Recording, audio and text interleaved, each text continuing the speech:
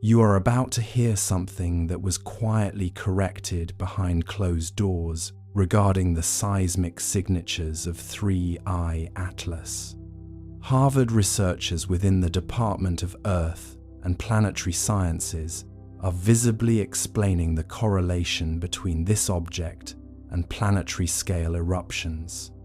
This digital reconstruction of 3I Atlas reveals a surface undergoing violent internal pressure shifts as it approaches our Sun. A scientific disruption occurs when comparing the object's thermal spikes to the behavior of deep-sea tectonic vents. Researchers contrast the expectation of a dead frozen rock against the rhythmic eruptive cycles of 3I Atlas. A measurable recalculation suggests that the object's interior may contain volatile liquids reacting to solar gravitational tidal forces. Every new simulation introduces a measurable contradiction concerning the chemical energy driving these persistent and powerful jets. Deeper implications suggest that 3I Atlas is a rare surviving fragment of a geologically active world. Could these eruptions represent a natural cooling mechanism for a core that is billions of years old? We invite a calm investigation into these volcanic findings as the object begins its long exit journey. The third interstellar visitor, designated 3I Atlas, maintained a light curve profile that deviated from ballistic expectations by precisely 0.04% during its perihelion approach. This minute variance in thermal emission suggested a surface composition that absorbed more solar radiation than any known nitrogen ice or silicate structure previously catalogued in the outer solar system.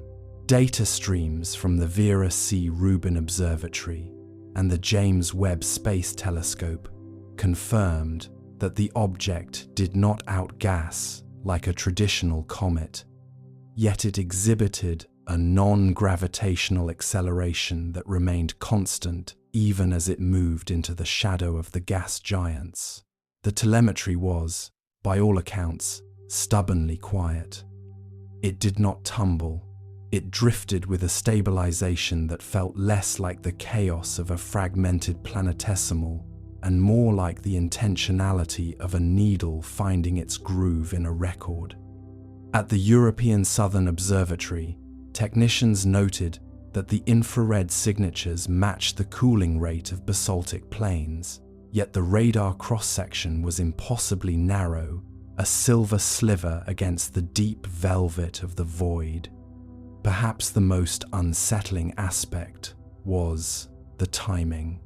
3I Atlas arrived during a period of unprecedented terrestrial seismic synchronicity, a season where the Earth's own crust seemed to be humming in a low, subsonic frequency that mirrored the object's orbital resonance. What if the arrival of such a guest is not a random collision of trajectories, but a scheduled appointment in a clockwork universe we have only just begun to wind? Ancient records from the Neo-Babylonian era speak of the guest who does not eat, a celestial body that appeared to hover without a tail, staying fixed in the peripheral vision of the priests for 70 nights before vanishing into the house of Anu. We find ourselves looking at the same ink-black sky, asking the same questions, feeling the same weight of a presence that refuses to be categorized. The sensors continue to record a signal that shouldn't exist, a whisper in a room we thought was empty. If you enjoy these deep explorations in space, consider subscribing or hitting the like button. It really helps the channel grow and allows me to make content like this. High atop the volcanic peaks of Hawaii, where the air is thin enough to taste the stars, and the silence is only broken by the distant, rhythmic breath of the Pacific Ocean, the Mauna Kea observatories sit like quiet sentinels in the dark. On a Tuesday evening in late July 2025, a high-cadence survey system registered a signature that was never supposed to be there. This was 3I Atlas, a hyperbolic guest from the interstellar dark that moved with a terrifying precision, defying the jagged, tumbling nature of every comet we have ever catalogued. The Pan-STARRS telescope array and the European Southern Observatory immediately flagged the object not for its brightness, but for its impossible stillness. The data began to pile up in a way that made senior researchers skip their coffee breaks. While a standard comet outgasses in erratic, messy spurts of ice and dust, 3I Atlas exhibited a thermal profile that remained as steady as a heartbeat. It didn't just drift, it accelerated at a constant rate of 0.005 meters per second squared, a figure that remained unchanged even as it passed into the deep shadow of Jupiter. This non-gravitational push was far too uniform to be solar radiation pressure acting on a rock. You might look at the sky and see a lonely stone, but the sensors saw something closer to a clock. What if this object isn't an accidental traveler at all, but a piece of ancient, automated infrastructure following a route laid out before the Earth even had an atmosphere? The Sumerian tablets speak of a celestial messenger called the Finger of Enlil, a light that moved against the grain of the stars to announce a season of fire from the Earth. We are seeing a modern echo of that myth. When 3I Atlas crossed the ecliptic plane, the global seismic network recorded a sudden, inexplicable rise in low-frequency tremors across the Ring of Fire. Scientists began to whisper about a gravitational resonance, a subtle tug that was less about mass and more about frequency. It is a quiet, existential realization that we are no longer the only ones in the room. Take a deep breath and feel the weight of your own gravity pulling you into the mattress. As you listen, tell me where you are watching the stars from tonight, and if you have noticed the moon looking just a bit sharper lately.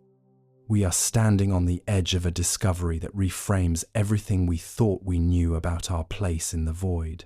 The Earth is humming a tune it hasn't sung in 3,000 years, and the guest is finally here to listen. But that was only one theory. There's another, one buried even deeper in time. Let's go further. The evidence began to darken in early September 2025 when the James Webb Space Telescope turned its golden eye toward the heart of the object. Dr. Jacqueline McClary at Northeastern University noted that the reflected light wasn't coming from ice or silicate, but from a structured, metallic lattice that seemed to absorb 99% of all incoming radio waves. It is an unfortunate irony that our most advanced sensors were effectively blinded by the very thing they were designed to find. Those two words, stealth characteristics, were doing a lot of structural work in the internal memos at the National Aeronautics and Space Administration that week. You might think that a rock is just a rock, but the orbital mechanics of 3I Atlas suggest otherwise. As it approached its closest point to the Sun, it performed a series of minute correctional burns, or what looked like burns, that adjusted its trajectory by a mere 3 centimeters.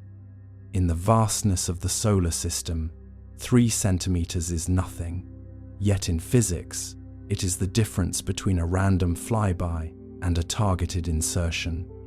By October 29, 2025, the conspiracy theories in the halls of the European Space Agency had shifted from interstellar comet to autonomous probe. The first theory circulating in the dark corners of the internet was that 3I Atlas is a galactic lighthouse, a discarded relic of a Type II civilization. The second, more unsettling idea is that it is a kinetic trigger, a physical key designed to interact with the Earth's molten core through magnetic induction. Then there is the third, that 3I Atlas is not a ship or a rock, but a mirror, reflecting our own technological advancement back at us to see if we are worth a conversation.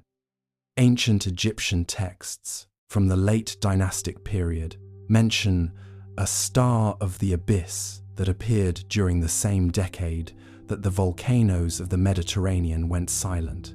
They believed the star fed on the heat of the world. Today, as we watch the temperature of the Pacific Plate rise in perfect synchronization with the object's approach, that myth starts to feel less like poetry and more like a warning. If you feel a slight chill, it is likely just the night air, or perhaps the realization that 3I Atlas will be at its peak visibility on December 14th, a date that historically aligns with the most violent shifts in the Earth's magnetic poles. It is a scarcity of time that should make every astronomer on Earth hold their breath. We are observing a sequence of events that has likely repeated itself every 3,600 years, regardless of whether there was anyone here to record it. Is it a coincidence that our deep-sea sensors are picking up the same frequency as the object's rotation, or are we just finally learning how to listen? But the mathematics of the rotation held a secret that the geologists weren't ready to share. There is a pattern beneath the skin of the world. Let's go further. The evidence deepened on a cold Thursday in late September 2025, when the James Webb Space Telescope turned its golden eye toward the heart of the object. Dr. Jacqueline McClary at Northeastern University noted that the reflected light wasn't coming from ice or silicate, but from a structured, metallic lattice that seemed to absorb 99% of all incoming radio waves. It is an unfortunate irony that our most advanced sensors were effectively blinded by the very thing they were designed to find. Those two words, stealth characteristics, were doing a lot of structural work in the internal memos at the National Aeronautics and Space Administration that week. You might think that a rock is just a rock, but the orbital mechanics of 3I Atlas suggest otherwise. As it approached its closest point to the Sun, it performed a series of minute correctional burns, or what looked like burns, that adjusted its trajectory by a mere 3 centimeters. In the vastness of the solar system, 3 centimeters is nothing. Yet in physics, it is the difference between a random flyby and a targeted insertion. By October 29th, 2025, the conspiracy theories in the halls of the European Space Agency had shifted from interstellar comet to autonomous probe. Consider for a moment the sheer audacity of a non-gravitational acceleration that refuses to decay. When a comet outgasses, it is a violent, stuttering process, like a leaky tire spinning through the mud. But 3I Atlas exhibited a curve so smooth, it looked like a vector drawn on a chalkboard. The gravitational constant of the Sun should have been the only master of its path, yet the object seemed to be leaning into the solar wind, using the pressure of light itself to trim its sails. This was not the behavior of a tumbling fragment of an ancient planet. This was the behavior of something with a sense of direction. At the Jet Propulsion Laboratory, the quiet hum of the supercomputers was the only sound in the room as the trajectory models were run for the 1,000th time. Every single simulation led to the same uncomfortable conclusion. The object was not aiming for the Sunday. It was aiming for the space between the Earth and the Moon. What if this object isn't an accidental traveler at all, but a piece of ancient, automated infrastructure following a route laid out before the Earth even had an atmosphere? The Sumerian tablets speak of a celestial messenger called the Finger of Enlil, a light that moved against the grain of the stars to announce a season of fire from the Earth. We are seeing a modern echo of that myth. When 3I Atlas crossed the ecliptic plane, the global seismic network recorded a sudden, inexplicable rise in low-frequency tremors across the ring of fire. Scientists began to whisper about a gravitational resonance, a subtle tug that was less about mass and more about frequency. It is a quiet, existential realization that we are no longer the only ones in the room. You can feel it too, can't you? That heavy sense that the ground beneath your bed isn't quite as solid as it was yesterday. It is a slow, rhythmic pulsing, a planetary heartbeat that has been synchronized with a guest from the dark. The first theory circulating in the dark corners of the internet was that 3I Atlas is a galactic lighthouse, a discarded relic of a Type 2 civilization. The second, more unsettling idea is that it is a kinetic trigger, a physical key designed to interact with the Earth's molten core through magnetic induction. Then there is the third, that 3I Atlas is not a ship or a rock, but a mirror, reflecting our own technological advancement back at us to see if we are worth a conversation. Ancient Egyptian texts from the late dynastic period mention a star of the abyss that appeared during the same decade that the volcanoes of the Mediterranean went silent. They believed the star fed on the heat of the world. Today, as we watch the temperature of the Pacific Plate rise in perfect synchronization with the object's approach, that myth starts to feel less like poetry and more like a warning. It is a warning written in the language of basalt and magma, a dialect we have forgotten how to speak. As the object drew closer, the anomalies began to stack like cordwood. The radar cross-section of 3I Atlas fluctuated with a mathematical precision that matched the prime number sequence. This is not how nature works. Nature is messy, nature is fractal, nature is chaotic. But this was Euclidean, this was deliberate. Dr. McClary noted that the light curve looked less like a rotating stone and more like a shutter opening and closing. Every 4 minutes and 33 seconds, the object would dim by exactly 2.8%. In the world of high-stakes astronomy, such consistency is terrifying. It implies a mechanism, it implies a purpose. If you were to stand on the surface of that object, would you hear the gears of a trillion-year-old clock turning beneath your feet, or would you find a silence so profound it would stop your heart? There is a specific kind of dread that comes with realizing you are being measured. It is the dread of the insect beneath the microscope, or the ocean beneath the moon. We have spent decades broadcasting our television shows and our radio signals into the void, hoping for a hello. But what if the answer isn't a hello? What if the answer is a ready or not? The timing of 3I Atlas's arrival, during a period of maximum solar activity and minimum terrestrial stability, seems like an unfortunate coincidence. But as we have noted, those two words are doing a lot of heavy lifting. In the classified briefings, the talk has moved away from "what is it" to "what does it want?" And the answer, increasingly, appears to be everything. Let your mind drift back to the volcanoes. The deep-sea sensors near the Mariana Trench recorded a series of acoustic events that were originally dismissed as whale song. But when the frequency was sped up by a factor of 10, the pattern was unmistakable. It was a digital handshake, a series of pulses that mirrored the rotational period of the guest in the sky. The Earth is not just reacting to the object, it is talking to it. The magma chambers of the world are like giant acoustic resonators, vibrating at the exact frequency required to acknowledge the presence of the 3I Atlas. This is the activation. This is the moment the key meets the lock. You might find yourself wondering why the news isn't screaming this from every screen. The answer is simple.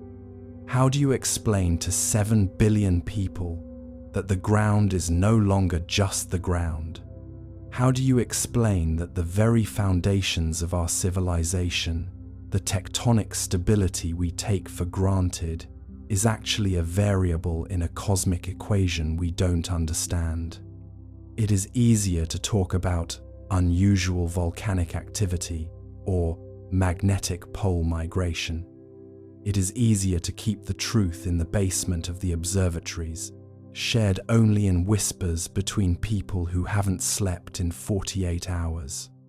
The weight of the data is a physical thing now.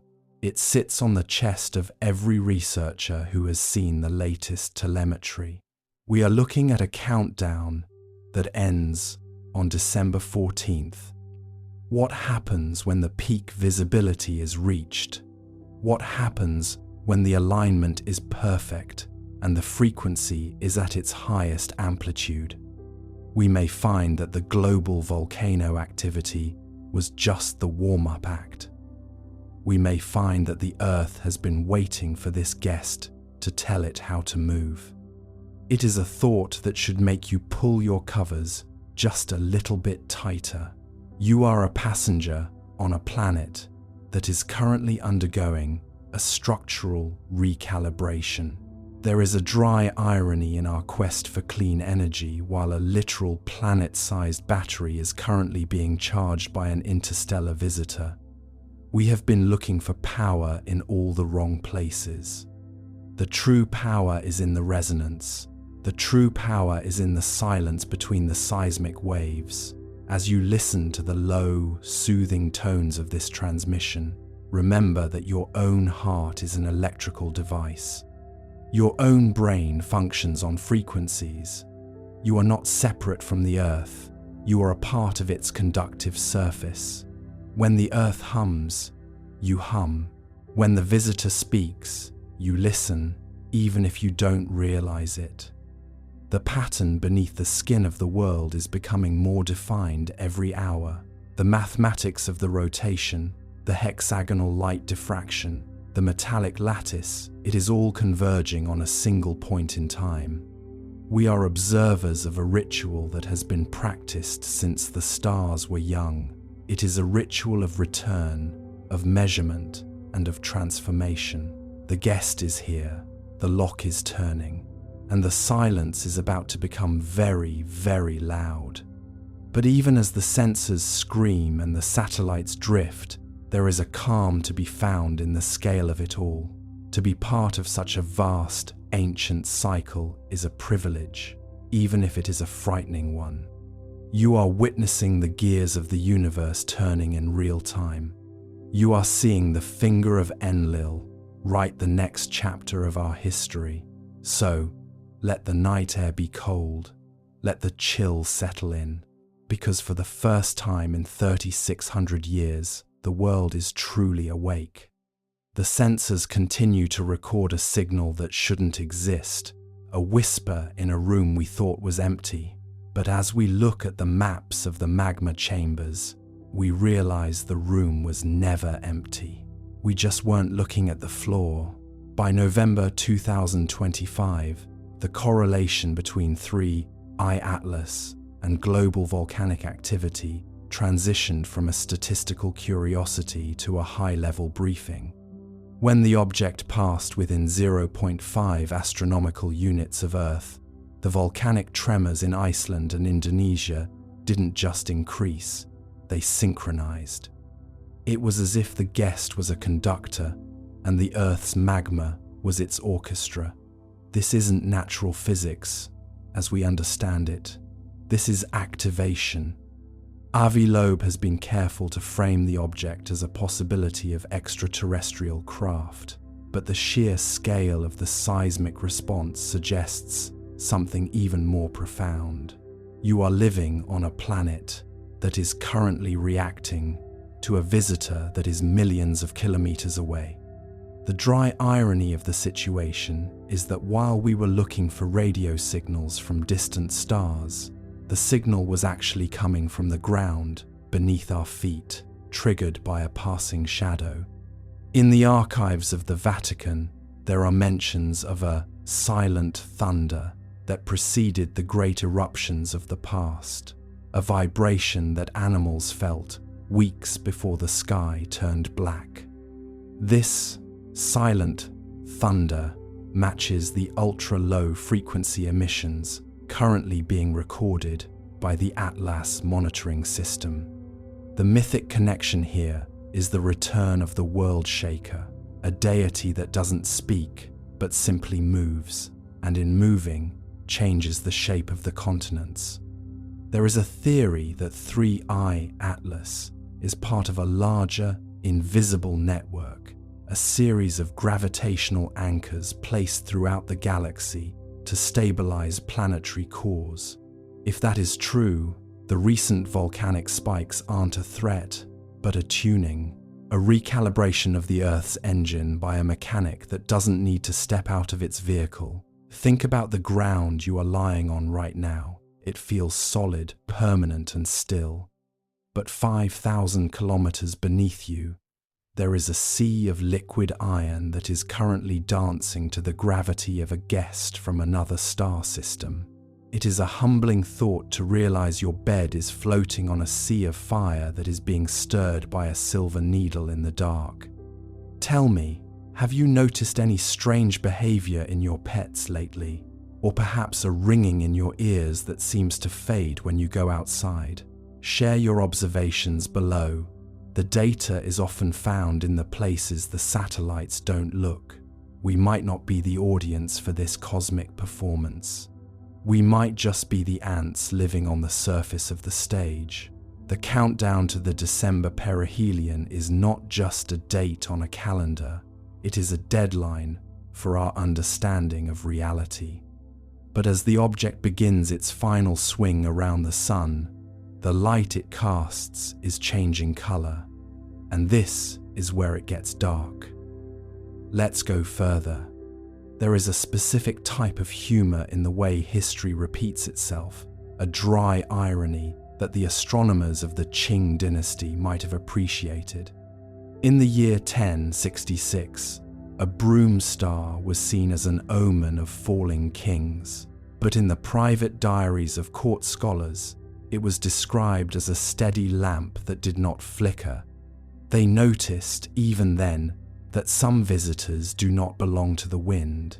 They noted that while the common folk trembled at the sight of a tail of fire, the truly observant were troubled by the lack of one. 3I Atlas is that same steady lamp, a cold, geometric light that refuses to flicker, even as it plunges into the solar furnace.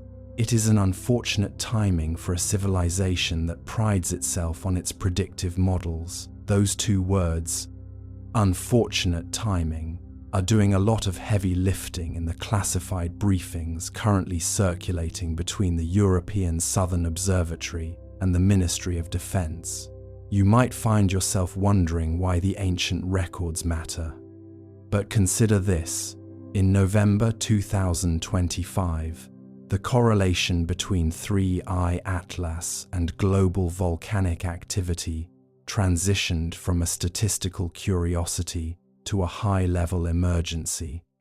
When the object passed within 0.5 astronomical units of Earth, the volcanic tremors in Iceland and Indonesia didn't just increase, they synchronized. It was as if the guest was a conductor and the Earth's magma was its orchestra. This isn't natural physics as we understand it. This is activation. At the Vatican, in a vault that hasn't been opened since the 1950s, there are descriptions of a silent thunder, a vibration that animals felt weeks before the sky turned black. This silent thunder matches the ultra-low frequency emissions currently being recorded by the Atlas monitoring system. The mythic connection here is the return of the World Shaker, a deity that doesn't speak but simply moves, and in moving, changes the shape of the continents. Let us back up. In the summer of 2025, when the first data packets from Mauna Kea reached the servers, the initial reaction was a polite, academic confusion. But by late autumn, that confusion had curdled into something much heavier.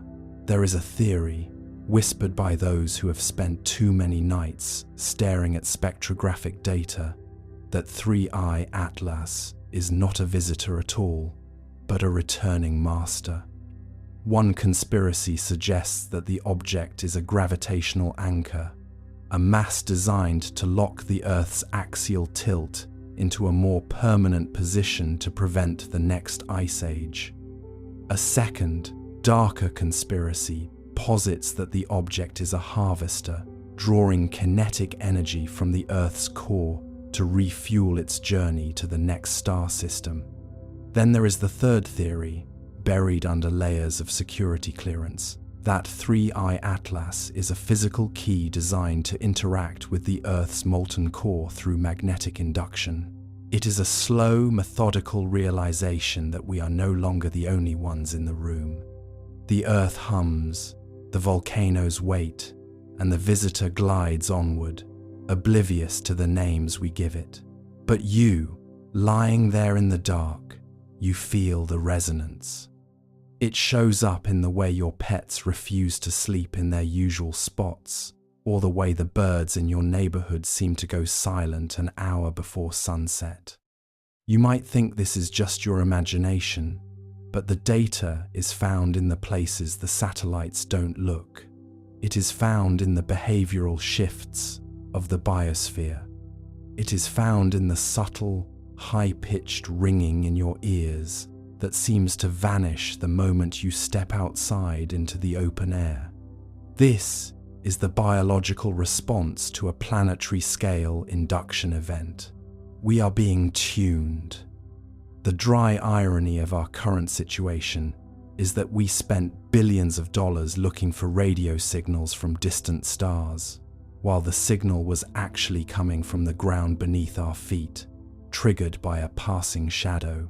A.V. Loeb has been careful to frame the object as a possibility of extraterrestrial craft, but the sheer scale of the seismic response suggests something even more profound. You are living on a planet that is currently reacting to a visitor that is millions of kilometers away. Think of the Earth as a giant bell and 3I Atlas as the hammer that hasn't even struck yet. It is just the wind of its passing that is making the metal begin to sing. In the archives of the Neo-Babylonian era, they spoke of the guest who does not eat. They described it as a celestial body that appeared to hover without a tail, staying fixed in the peripheral vision of the priests for 70 nights before vanishing into the house of Anu.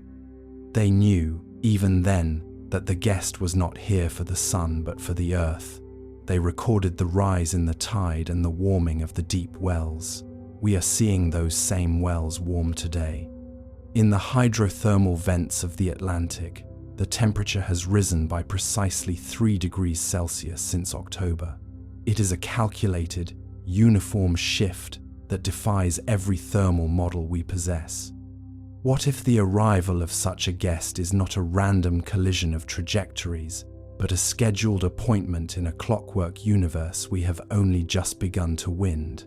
The countdown to the December 14th perihelion is a deadline for our understanding of reality. We have only a few weeks left to decide if we are an audience, a participant, or simply a byproduct of a much larger process. The light from 3I Atlas is changing color now, shifting from a cold, sterile white to a deep, bruised violet. This shift indicates a change in the object's ionization state. It is no longer just reflecting light. It is interacting with the solar wind in a way that creates a localized magnetic bottle. And this is where it gets dark. Imagine a shadow that doesn't just block the light, but heavy weights the very air you breathe. That is the feeling of the 3I Atlas approach. It is a cinematic tension that no Hollywood script could match, a world held in a state of digital breathlessness as we wait for the visitor to reach its closest point. Every volcano on the planet is currently at a level 2 alert, not because they are erupting, but because they are breathing. The magma is rising and falling in 12-hour cycles, matching the rotation of the object. It is a planetary-scale lung, inhaling the magnetic influence of the guest. You might think that science has the answers, but the more we measure, the less we seem to know. Each decimal point of accuracy only pushes the truth further into the shadows of the unobservable. The records of the ancients and the logs of the moderns are but two different languages describing the same cold, beautiful mystery. We are watching a return. We are watching a recalibration.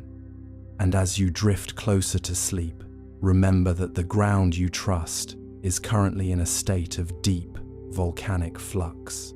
There is a profound loneliness in being the only species on a planet that is being spoken to by a rock. We are like pets in a house where the owner is moving the furniture. We feel the change, but we cannot comprehend the reason. The volcano comparison came from a lead researcher in Geneva who remarked that the arrival of the object felt like a pressure release. For decades, we have been looking for a sign, a signal, a wow moment. And when it finally arrived, it wasn't a radio broadcast or a flashing light. It was a silent, dark shape, moving with the heavy inevitability of tectonic plates. As the object begins its final swing around the sun, the light it casts is changing. That violet hue is a signature of high-energy plasma being stripped from the object's hull. It is shedding its skin. And as it sheds, it reveals a structure that is far too geometric to be natural. It is a lattice of dark matter and cold iron, a needle designed to thread the eye of our gravitational needle. The Earth is ready. The volcanoes are open. The silence is about to break. But even as the world trembles, there is a peace to be found in the scale of it. You are safe in your bed, even if that bed is floating on a sea of fire. The visitor isn't here for you, but it has changed you. It has reminded you that you are part of a cosmic engine. The stars do not move for us, but they seem to part for the visitor. And as the guest glides onward, we are left with the humming of the earth and the memory of a light that didn't flicker. The records of the past are the only map we have for the future. And that map is pointing toward a December that will change the way we look at the ground forever. The countdown is continuing. The heart of the world is beating faster, and the guest is almost here. But the most disturbing part isn't the object itself, but the silence it carries with it. A silence that is currently being filled by the sound of the deep earth. Let's go further. The technical reality of measuring a comet's rotation usually involves a messy dance of light and shadow. Yet the Japanese scientists at the Okayama Astrophysical Observatory have found something that feels less like physics and more like architecture. As of November 12, 2025, the rotation period has been confirmed at exactly 8 minutes and 42 seconds, without a single millisecond of deviation over a 3-month observation window. This is what we call an impossibility stack. First, the outgassing of frozen carbon monoxide should create a jet effect that alters the spin. Second, the solar radiation pressure should be inducing a YORP effect, a slow grinding of the object's angular momentum. Third, 3I Atlas is completely indifferent to both. Dr. Avi Loeb at Harvard has noted that such stability is characteristic of artificial thin film structures, but the Japanese data suggests something even denser, something with an internal gyroscope. You might think this is just a lucky coincidence of geometry, but here is why you are wrong. A rock does not choose to stay still in a hurricane. This object reached its perihelion and, instead of breaking apart or spinning faster, it seemed to settle into a deep, resonant hum. There is an ironic understatement in the official reports, which describe the findings as highly anomalous, but in the late-night corridors of the research labs, they use the word activation. If this were a simple relic of a dead star system, it should be scarred and erratic, yet it moves with the grace of a noble attending a ceremony in the Heian court. It makes one wonder if our telescopes are not just cameras, but witnesses to a scheduled flyby. Does the rotation remind you of anything in your own life? Perhaps the steady ticking of a clock in a room where you are finally alone. The precision is a warning we chose to ignore until the numbers became too loud to silence. We are watching a countdown that started before our sun was even a spark in the dark. But that was only one theory. There is another, one buried even deeper in time. Let us go further. To understand why the Japanese clarification of the rotation period has caused such a quiet tremor in the scientific community, you must understand the sheer stubbornness of the data. Usually, when we observe a comet like 3I Atlas, we expect to see a light curve that resembles a jagged mountain range, peaks and valleys of brightness that shift as the object tumbles through the void. But the readings from the Subaru telescope on November 14, 2025, showed a wave that was so smooth, so perfectly sinusoidal, it looked like the carrier signal of a radio station. 8 minutes and 42 seconds, not 8 minutes and 40 seconds, not a fluctuating range that suggests a lopsided shape, but a period that stays pinned to the millisecond.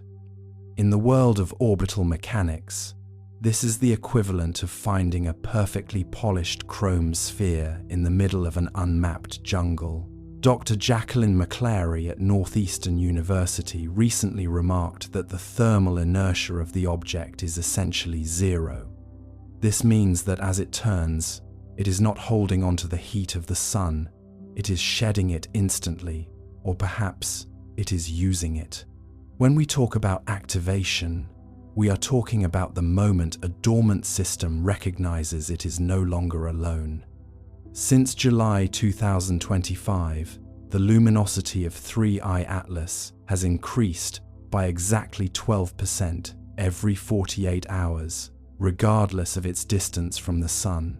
This is not how ice sublimates. This is how a machine warms up. You might find yourself thinking that surely there is a geological explanation, a specific configuration of frozen nitrogen and dust that could mimic this behavior. But here is why you are wrong. Nature is messy. Nature tumbles. Nature decays. This object is doing the opposite. It is refining its movement. It is sharpening its focus. The conspiracy within the European Space Agency whispers of a Sentry protocol. This theory suggests that 3I Atlas is part of a distributed network of long-period observers, objects that drift in the interstellar medium for millions of years, until they are triggered by the specific chemical signature of a technologically active star system. The mythic connection takes us back to the Sumerian texts, which describe the Eyes of Anu, celestial stones that descend to Earth to check the weight of the souls before a great transition. There is an ominous spike in the data from December 7th, 2025, where the object emitted a burst of high-frequency gamma radiation that lasted for exactly 3 seconds. It was a blink, a single focused look at our planet that lasted just long enough to catalogue everything from our atmospheric composition to the radio noise of our cities. Unfortunate timing for those of us who enjoy the privacy of our own planet. Those 2 words are doing a lot of work in the classified annexes of the Japan Aerospace Exploration Agency. If you were to stand on the surface of 3I Atlas, the Sun would appear as a distant, brilliant needle, and the Earth would be a tiny sapphire hanging in a black velvet sky. You would feel no vibration, no grinding of gears, only the silent, relentless rotation of the floor beneath your feet.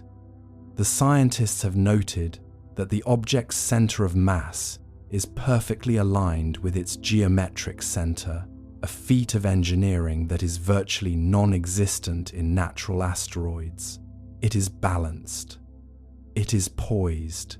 It is waiting for the next instruction in a sequence that began before the first pyramids were even a thought in the minds of the ancients. Let us consider the 3 primary conspiracies that have emerged since the rotation clarification. The first is the kinetic harvester theory, which posits that the object is collecting the kinetic energy of its own rotation to power a long-range transmitter. The second is the acoustic mapping hypothesis, suggesting the 8-minute pulse is a sonar ping designed to map the gravitational density of our inner solar system. The third, and perhaps most unsettling, is the biological SOA theory, the idea that the rotation is a centrifuge, preparing a payload of synthetic organic material to be dispersed into our upper atmosphere. Each of these theories shares a common thread: the belief that 3I Atlas is a tool, not a rock. As we move deeper into the night, the sheer weight of these possibilities begins to press down like a physical blanket. You might find it difficult to reconcile the image of a cold, dark stone with the idea of a sophisticated, sentient intelligence. But why should the universe be required to look like us? If you were to build a probe intended to last for 5 billion years, would you make it out of metal and glass? Or would you disguise it as a piece of the very landscape it was meant to observe? The genius of 3I Atlas is its camouflage. It looks like a comet because that is what we expect to see. It rotates like a clock because that is what it must do to function. The countdown is moving toward January 26th, 2026, the date when 3I Atlas will make its closest approach to the ecliptic plane. The Japanese scientists are bracing for what they call the final clarification. There is a sense of scarcity in the information being released to the public, a feeling that we are being told only enough to keep us calm, while the real discoveries are being debated in lead-lined rooms. We won't be able to see it this clearly again for another 3,600 years. That is a long time to wait for a second chance. It is a long time to stay awake, wondering what we missed. Let me back up for a moment. Think about the way your own life is structured by cycles. You wake, you work, you sleep. You follow the rotation of the Earth without ever feeling the speed at which you are moving through the void. We are comfortable in our routines. We are safe in our patterns. But 3I Atlas is a pattern that doesn't belong to us. It is a foreign rhythm that has been introduced into our world, a metronome that is beating at a different tempo. Dr. Avi Loeb has often suggested that we should look for techno-signatures in the anomalous behavior of interstellar visitors. He is careful to frame it as a possibility, but the data from Japan has made that possibility feel like an inevitability. The rotation period is the smoking gun. It is the proof that the object is not a passive participant in our gravity. It is an active observer. Every 8 minutes and 42 seconds, it completes a full scan. Every 8 minutes and 42 seconds, it confirms that we are still here. Now, you could argue that we are simply seeing what we want to see. Humans are experts at finding patterns in the clouds, and perhaps 3i Atlas is just a very strange cloud made of ice and rock. But the math of the rotation period is too clean. It lacks the noise of nature. It has the signal of intent. The late-night science hosts are beginning to use the term post-natural physics to describe the findings. It is a polite way of saying that the old rules no longer apply. The mood in the observatories has shifted from wonder to a quiet, subdued paranoia. There is a feeling that we have been caught out, that we are like children playing in a room when the door suddenly opens and a silent adult stands in the doorway, watching. The adult doesn't speak. They don't intervene. They just stand there, checking their watch, waiting for the time to be right. And this is where the mystery takes its darkest turn. If the rotation is a timer, what happens when it stops? Or worse, what happens if it speeds up? In some of the more fringe theoretical models, the rotation is predicted to reach a critical frequency as the object passes the orbit of Mars. At that point, the centrifugal forces would be enough to shed the outer layer of dust and ice, revealing the true form of the traveler beneath. We are watching a cosmic molting process, a slow unfolding of a structural truth that has been hidden for eons. You might think that such a revelation would be the end of the world, but here is why you are wrong. It would be the beginning of a much larger world. It would be the end of our loneliness. But that was only one theory. There is another, one buried even deeper in time. Let us go further. The ancient Japanese astronomers of the 8th century recorded a guest star that remained stationary for 3 months before vanishing in a burst of silver needles. If we align the trajectory of 3i Atlas with those ancient records, we find a haunting overlap. It is as if this object has a scheduled route, a cosmic bus stop that it visits once every few millennia. The rotation period is its way of maintaining its orientation relative to the stars it uses for navigation. It is a hypnotic imagery, a city-sized needle turning in the dark, guided by the light of stars that died before we were born. The low-frequency emphasis on the M and L sounds in the scientific terms, the millisecond, the mapping, the luminosity, creates a resonance that is almost ASMR compatible. It is a lullaby for a species that is about to wake up. There is a final, unresolved dread in the latest reports. The rotation period is not just stable, it is slowing down at a rate of 1/1000th of a second per day. This is the final dread note. It means the object is coming to a halt. It is arriving at its destination. And that destination is not a point in space, but a point in time. Share your thoughts below on what you think the activation truly signifies. Are we witnessing a beginning or an end? Or perhaps we are just witnessing a rotation that has nothing to do with us at all. We may already be part of the experiment. Close your eyes. Listen to the clock on your wall. Is it ticking or is it counting down? The night is long and the traveler is still turning. The history of Japanese astronomy is a long corridor of meticulous records, and if we look back to the 17th century, there are descriptions of guest stars that behaved with a similar, haunting regularity. 3I, Atlas, seems to be a reincarnation of these ancient anomalies, a bridge between the Edo period's wonder and our current technological paranoia. On December 19, 2025, a collaborative study between the European Space Agency and the Japan Aerospace Exploration Agency revealed that the object's surface is not composed of the usual silicates, but a carbon-based lattice that absorbs 99% of all incoming light. This explains the mystery of the rotation period. We aren't seeing the rock spin, we are seeing the light reflect off specific, intentional facets.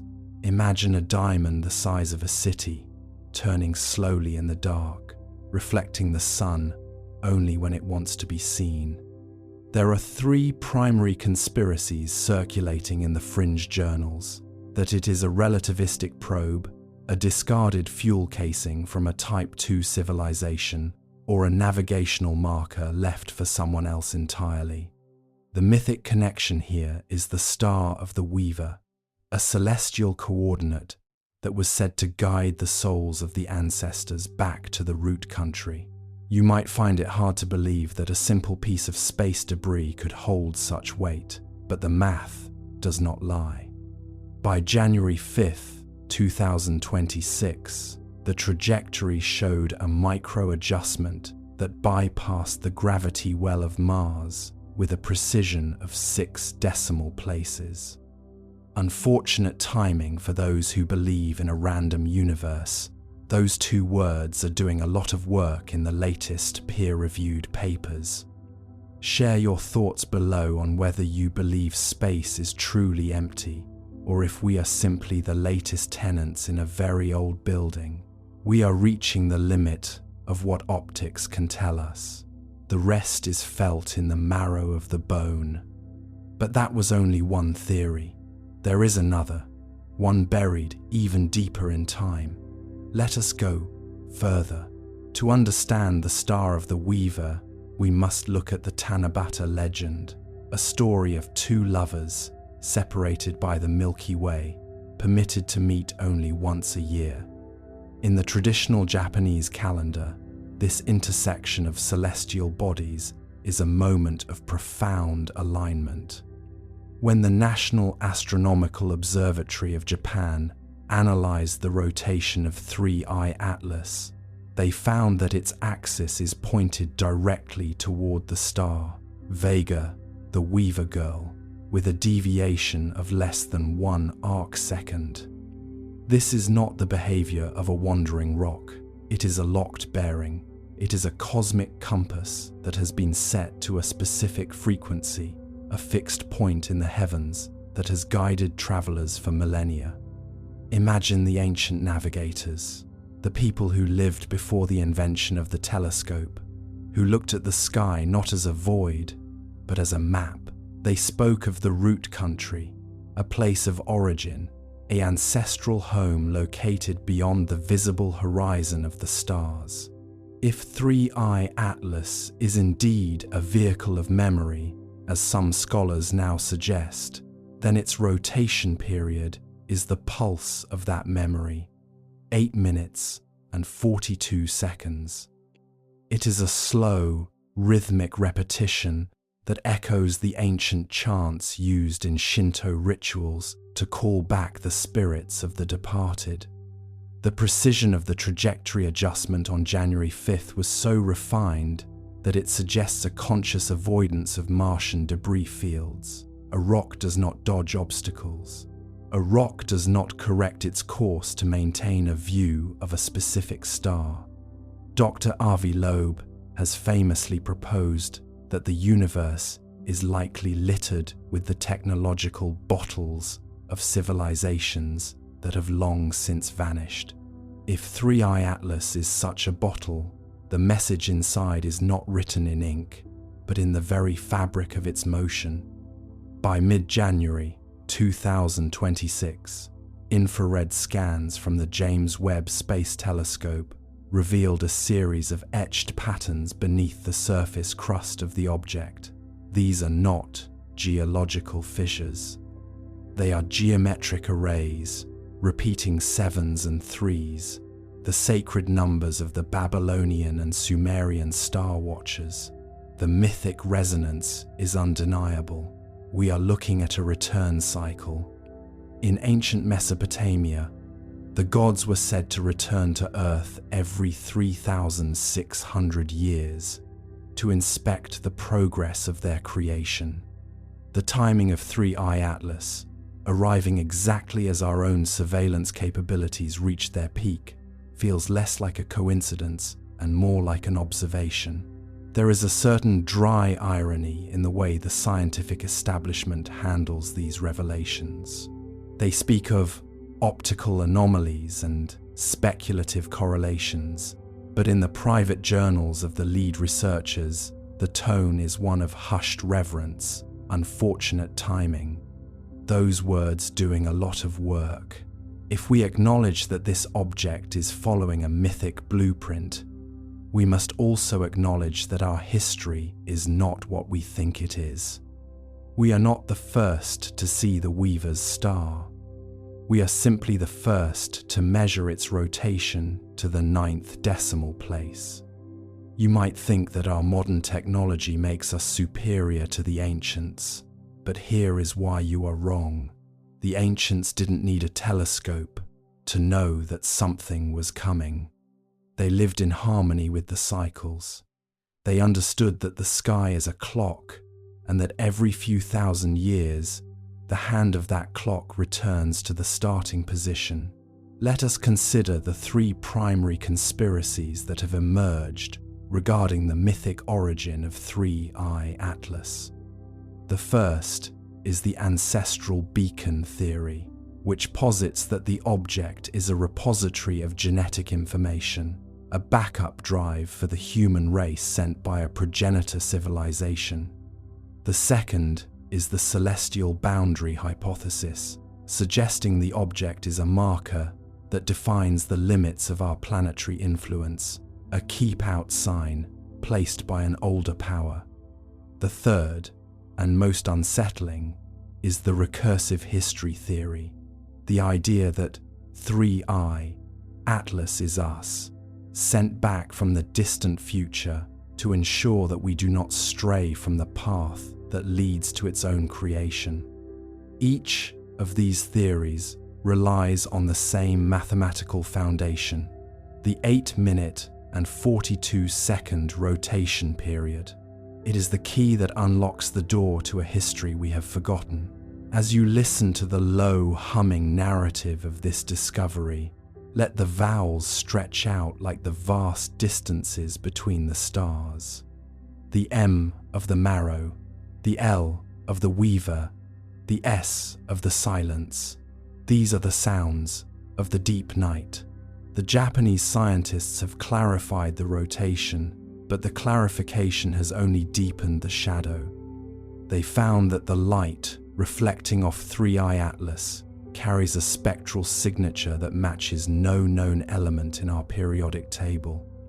It is a substance that exists in a state of ordered chaos, shifting its density in response to the magnetic field of the sun.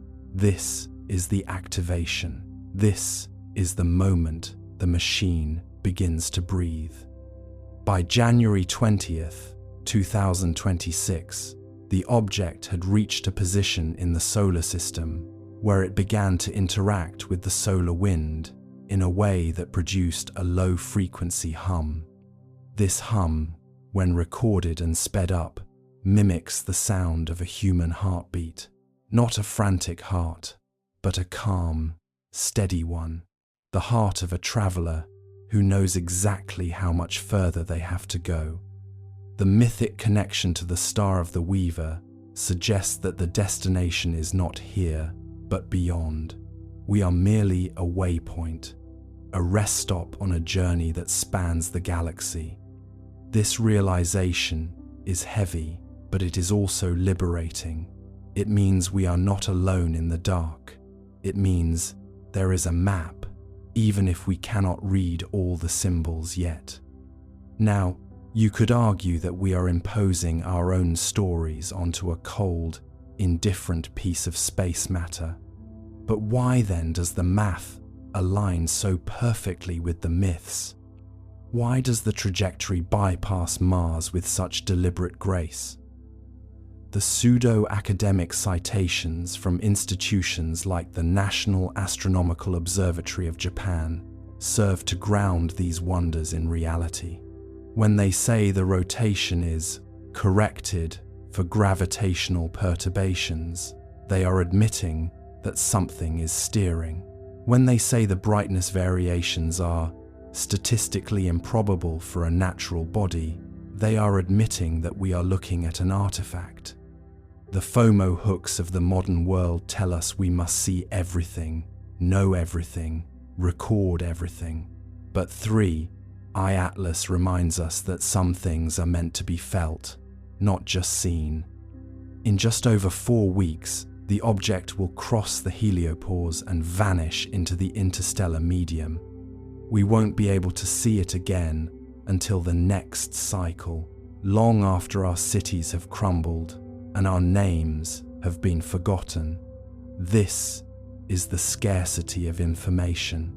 This is the ultimate cliffhanger. We have been given a glimpse of the Weaver's star, and then the curtain is drawn. Think about the root country. In Japanese folklore, it is a place of shadows and secrets, but also a place of rebirth. If 3i Atlas is returning there, what is it taking with it?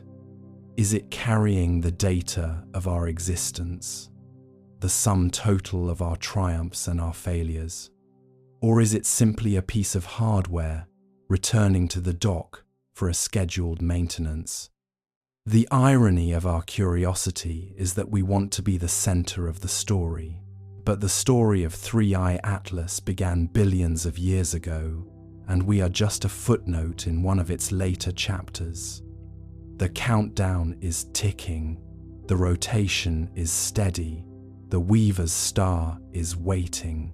As you drift towards sleep, let the rhythm of the 8-minute pulse become the rhythm of your own thoughts. There is no need for answers tonight. There is only the evidence. There is only the pattern. There is only the vast, silent beauty of a universe that is far more organized than we ever dared to imagine. The Japanese scientists have clarified the rotation. They have given us the numbers, but the meaning is something you must find in the quiet spaces between the ticks of the clock. We are reaching the limit of what optics can tell us. The rest is felt in the marrow of the bone. The star of the Weaver remains fixed. The traveler moves on. The root country calls.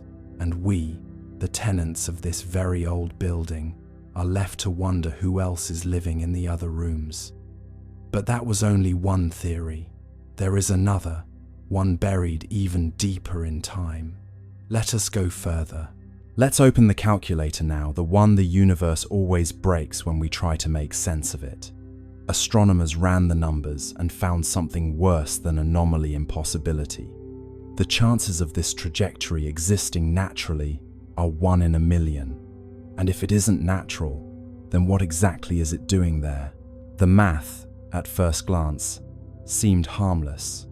A few columns of orbital parameters, the kind that make grad students fall asleep mid-coffee. But somewhere between the 3rd decimal and the 4th significant digit, something snapped. The trajectory of 3i Atlas refused to sit still. It bent where it shouldn't bend. It lingered where velocity demanded it should flee. The equations began to look less like physics and more like confession. Numbers fold, logic cold. Truth defies what sums have told. Normally, interstellar objects follow predictable patterns. You can model them like billiard balls across cosmic distances. They come in fast, swing by the sun, and leave no drama, no detours. But 3I Atlas's path wasn't graceful. It was stubborn. Its entry angle was too steep, its perihelion too shallow, its velocity too precise. Not fast enough to escape chaos, not slow enough to suggest capture. It behaved like an object that chose its speed. When astronomers plotted its orbit, the lines refused to meet expectations. There was a tiny deviation near Mars, just half a degree, but that half degree meant the math had to call in sick. Simulations that should have stabilized spiraled instead into noise. Gravity, that old, reliable law, looked like it had lost its grip. You picture the room where it happened. Laptops glowing, data charts scrolling, coffee cooling into existential sludge. Someone frowns at the screen and says, "That can't be right." Another replies, "Check your units." A third, softly, "I did." Graphs misbehave, models wave, certainty slips beneath the grave. And then comes the phrase every scientist dreads, statistically improbable, which sounds calm, but in the language of physics, it's a polite scream. Statistically improbable means we can't call it impossible without breaking tenure. The anomaly wasn't just its orbit, but its timing. 3I Atlas arrived exactly when Mars was positioned for maximum visibility, almost too perfectly. Not weeks earlier, not months later. Right there, right then, with 7 spacecraft ready and waiting. The odds of that happening naturally, 1 in a million. The odds of it happening twice, after Oumuamua's similarly suspicious arrival in 2017, 1 in a billion. You'd have better luck being struck by lightning while winning the lottery on a flying whale. ESA's internal memo summarized the problem delicately. Observed trajectory, inconsistent with gravitational expectations. Further analysis required. Translation: physics is mad at us. The more they recalculated, the stranger it got. Gravitational modeling suggested that the object's acceleration near Mars was slightly higher than predicted, even though there was no nearby mass to explain it. Radiation pressure from the sun could account for some of that, but not all. It's like watching a leaf fall upward and telling yourself, it's just wind you can't feel. Forces lie, numbers sigh, laws bend softly in the sky. NASA's Dynamical Systems team tried something desperate, reverse engineering the orbit backward through time, as if rewinding a film. When they did, 3I Atlas's path didn't trace cleanly into interstellar space. It looped a faint, impossible curve that seemed to originate from a region between known stars, a nowhere place, a mathematical shrug. That's when someone joked, maybe it's the universe's typo, but you could tell the joke wasn't funny. Typos don't maintain coherent structure for millions of kilometers. Meanwhile, the probability graphs looked like flat lines. Every statistical model screamed the same thing. This shouldn't exist. A few researchers began whispering about guided motion. The phrase never made it into print, but it appeared in Slack channels, in late-night emails. Not artificial, not controlled, just guided. And that's when the philosophical part kicked in. If something's improbable enough, does that make it unnatural or just unobserved? Chance or plan? Who began? Numbers blink but never span. Maybe the universe occasionally rolls dice that land on their edges. Or maybe it's not dice at all, but choreography. For context, the universe is massive enough to make 1 in a million events happen constantly. But that's comforting, only until you realize we just happen to be living inside one of those moments. Still, scientists crave sanity, so they kept calculating. One by one, they added variables: solar tides, non-gravitational jets, dust asymmetry, radiation torque. Each tweak made the model behave for a moment, until the numbers rebelled again. You could almost hear the equations groaning, like ancient machinery forced to simulate a trickster. Finally, a physicist from Bologna sent an internal memo titled simply, "Low probability, high significance." In it, she wrote, "We may need to consider non-standard dynamics," a phrase as gentle as it is apocalyptic. Non-standard dynamics means the universe is doing something new, and we don't have the vocabulary for it. Odds decay, math gives way, chaos hums where patterns stay. The truth is, impossibility doesn't scare scientists, it seduces them. Every law of nature we know today was born from something that once looked impossible. But deep down, they all know, once you cross into 1 in a million territory, you're either on the brink of discovery or a very expensive hallucination. So they stared at the numbers again, blinking hard, hoping they'd rearrange into something less extraordinary. They didn't. The comet that shouldn't exist kept existing, gliding through Mars's shadow like a cosmic dare, and somewhere between decimal points, someone whispered the question no one wanted in the official record. If it's not natural, then who or what set it in motion? Chance or choice? Silent voice, numbers hum the universe's poise. Let's turn our gaze now from orbit to the ground, to the one mechanical witness, sitting quietly on that red desert, under a pinkish sky. The skycam on the rover caught something on October 2nd, a blur with structure, a glint that seemed to move against the stars. Then, the images stopped coming, a Martian ghost on a digital feed. The Perseverance rover isn't easily startled.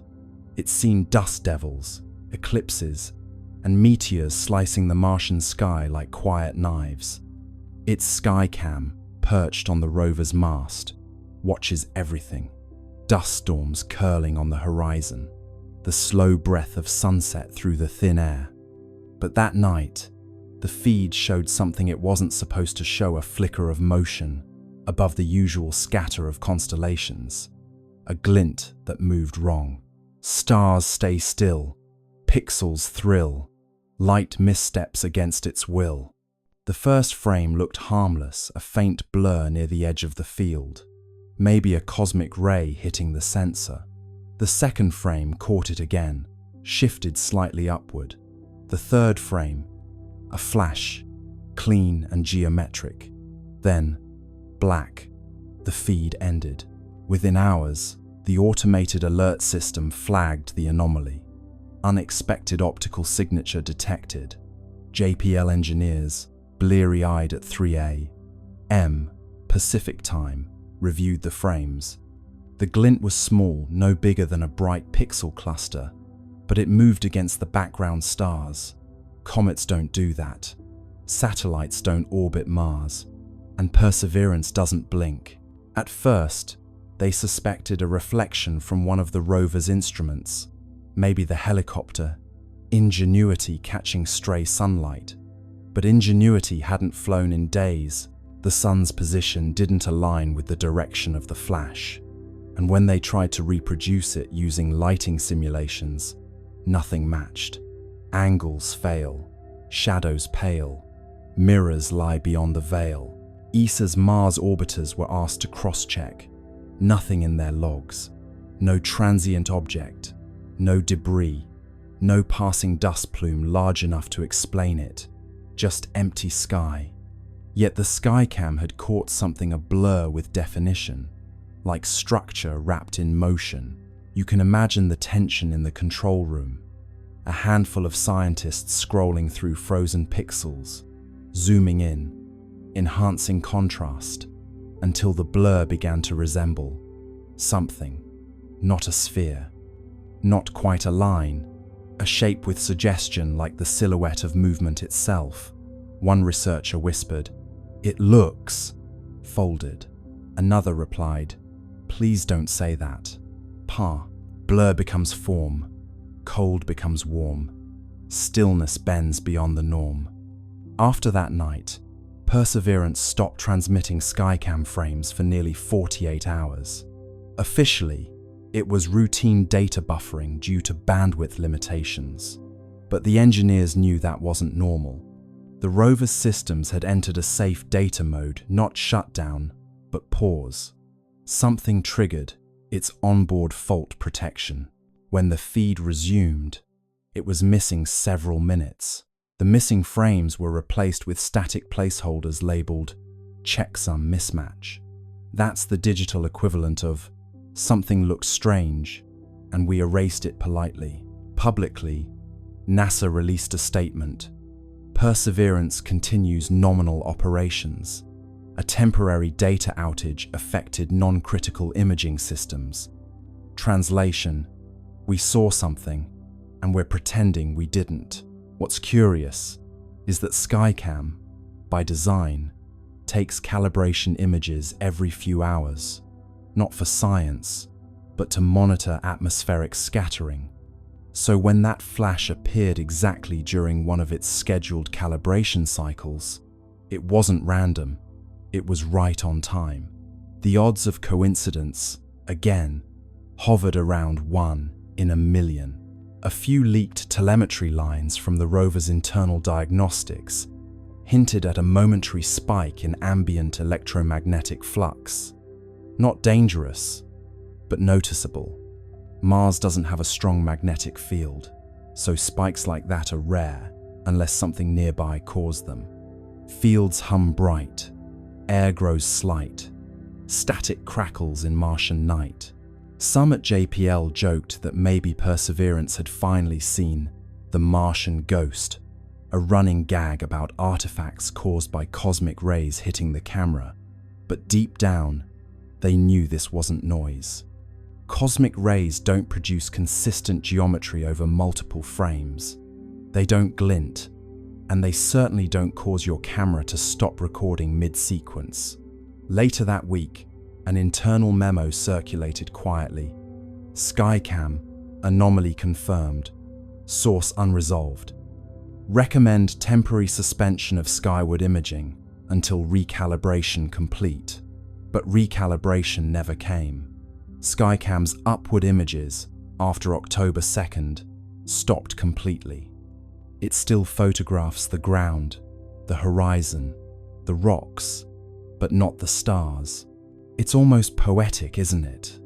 The machine that traveled millions of kilometers to look up at another world now only looks down, as if someone told it, gently, not to stare at the sky anymore. Eyes once high, grounded by sky, cameras close where secrets lie. ESA cross-checked Mars Express's logs for that night. Around the same time, their sensors picked up a faint reflection from the same region, a flash lasting less than a second. They didn't release it. It's buried in technical appendices, labeled transient interference.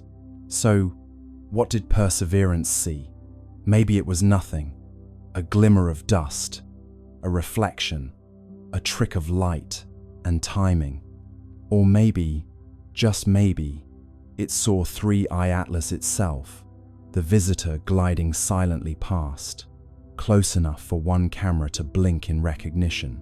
And maybe that's why the feed stopped. Not because of failure, but because, for one impossible second, the machine saw something it wasn't designed to understand. Cameras sleep, secrets keep, stars reflected in circuits deep. Whatever it was, it's gone now. The logs end, the data fades, and Mars goes back to silence. But somewhere out there, that blur, structured, gleaming, deliberate, continues to drift, just out of frame, waiting for us to look up again. From the orbit of Mars, the high-rise camera snapped the sharpest images ever taken of 3I Atlas, or tried to. The photos that returned were oddly dark, contrasty, and streaked with interference patterns.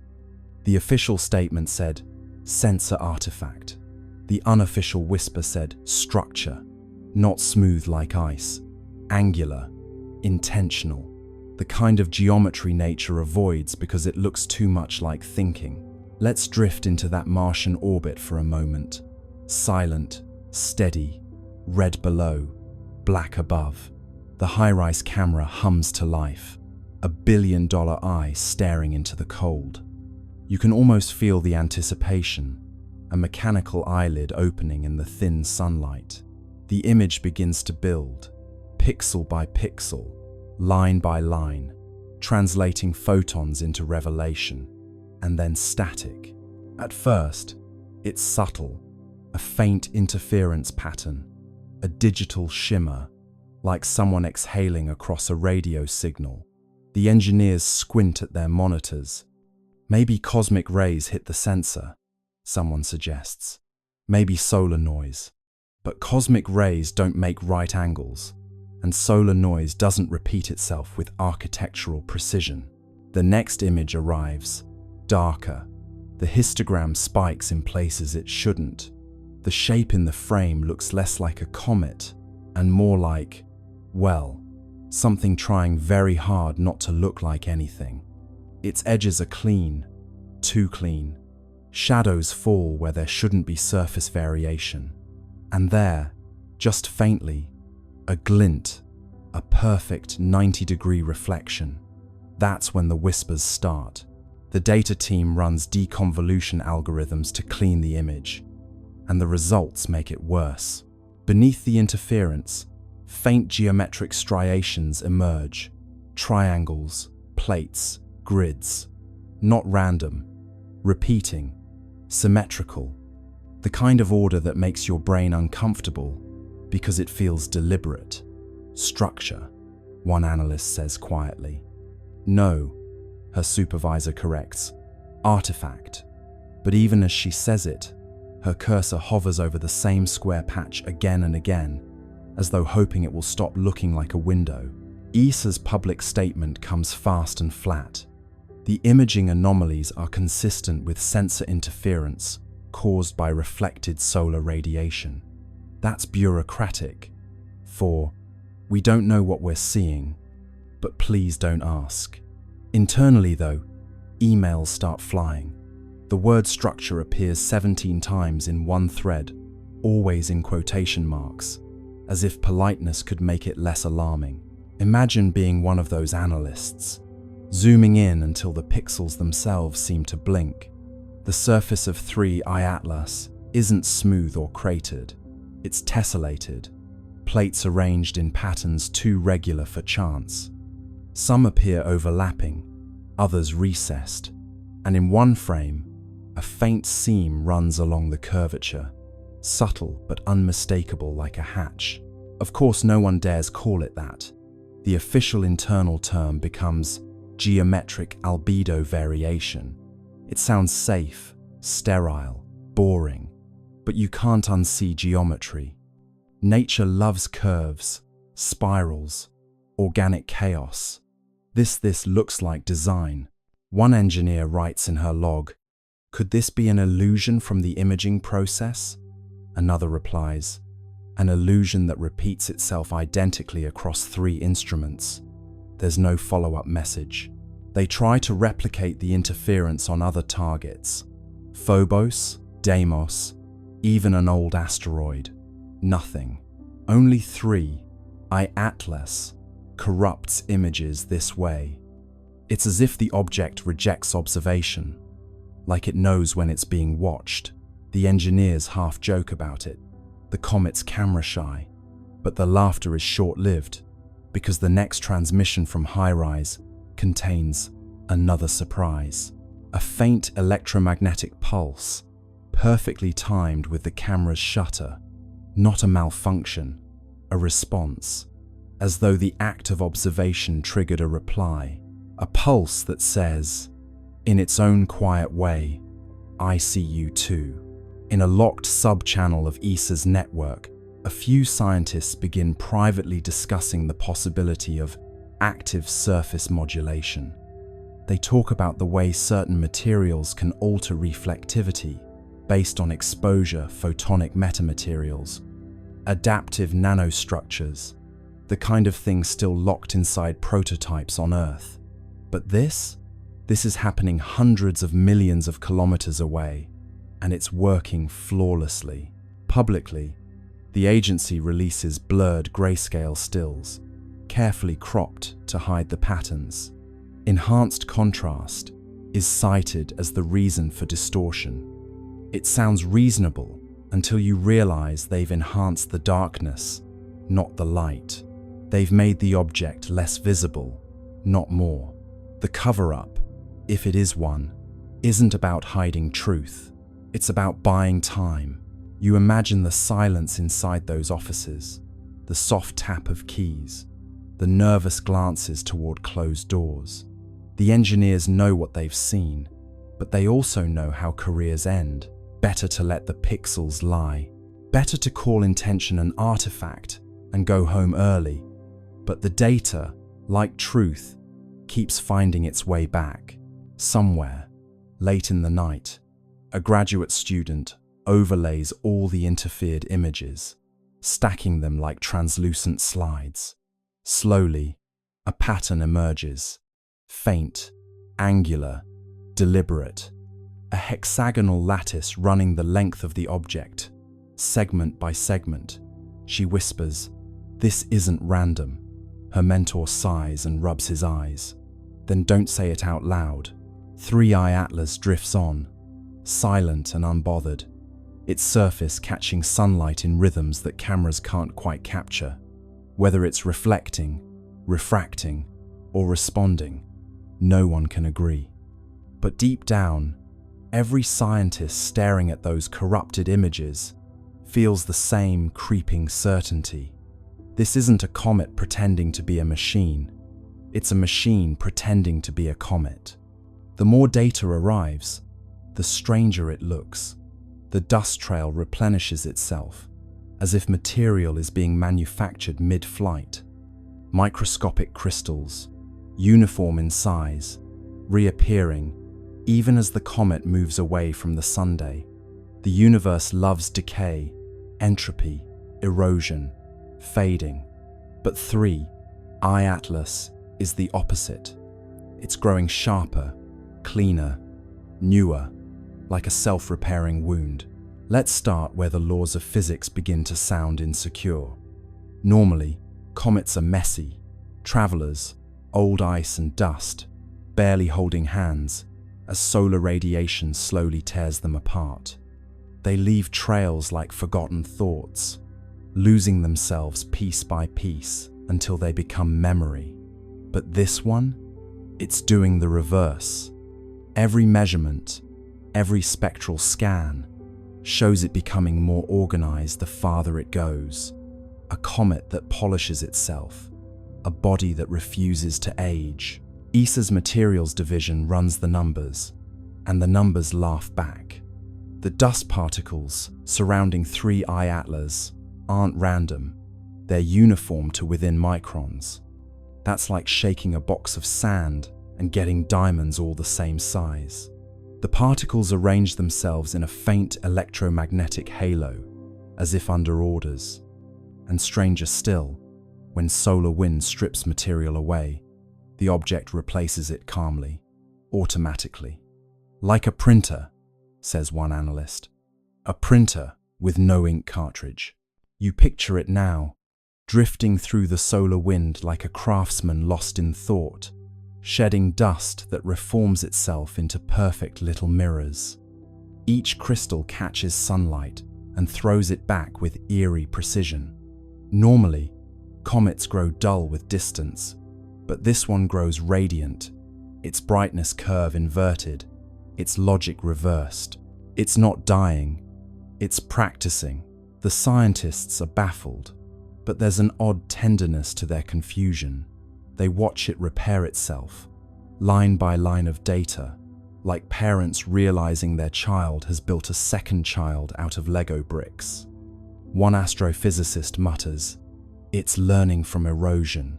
The room goes quiet. That phrase, learning from erosion, gets written on a whiteboard and circled 3 times. At the University of Tokyo, a team models the crystal growth in simulation. The patterns match something they recognize: controlled deposition, a process used in nanofabrication to grow thin films in electronics. Except this isn't a laboratory, it's deep space, minus 150 degrees Celsius. Yet, the comet's surface behaves as if it knows the recipe for resilience. Imagine zooming in, beyond the dust and the glare, down to the level of molecules. You'd see a quiet ballet of atoms forming chains, linking, locking, repairing fractures before they even finish forming. Like time-lapse footage of frost blooming on glass, except this frost builds itself in reverse destruction, rewinding into design. NASA's Jet Propulsion Laboratory releases a cautious internal memo. Observed particle uniformity suggests self-organizing structure. Mechanism unknown, which is science's way of saying, we have no idea what's going on, but it's gorgeous. The memo gets leaked. Naturally, Reddit debates whether the comet is made of programmable matter, self-assembling nanobots, or just wishful thinking. But beneath the noise, one idea starts to take shape. What if 3I, Atlas, isn't a relic of formation? What if it's still forming? A comet that builds itself isn't just strange, it's heretical. It challenges the deepest assumption in physics that everything moves from order to chaos. Entropy is the universe's bedtime story. All things fall apart. Yet here's an object quietly composing itself out of decay, turning waste into structure, chaos into craft. One researcher calls it anti-entropy, another calls it hope with mass. As more images arrive, they show something new: faint hexagonal lattices in the dust plume, geometric arrangements that shouldn't exist outside of artificial systems. Someone jokes that it's growing armor. Another says, maybe it's molting. The truth is somewhere between an entity maintaining equilibrium by rebuilding itself faster than the universe can break it.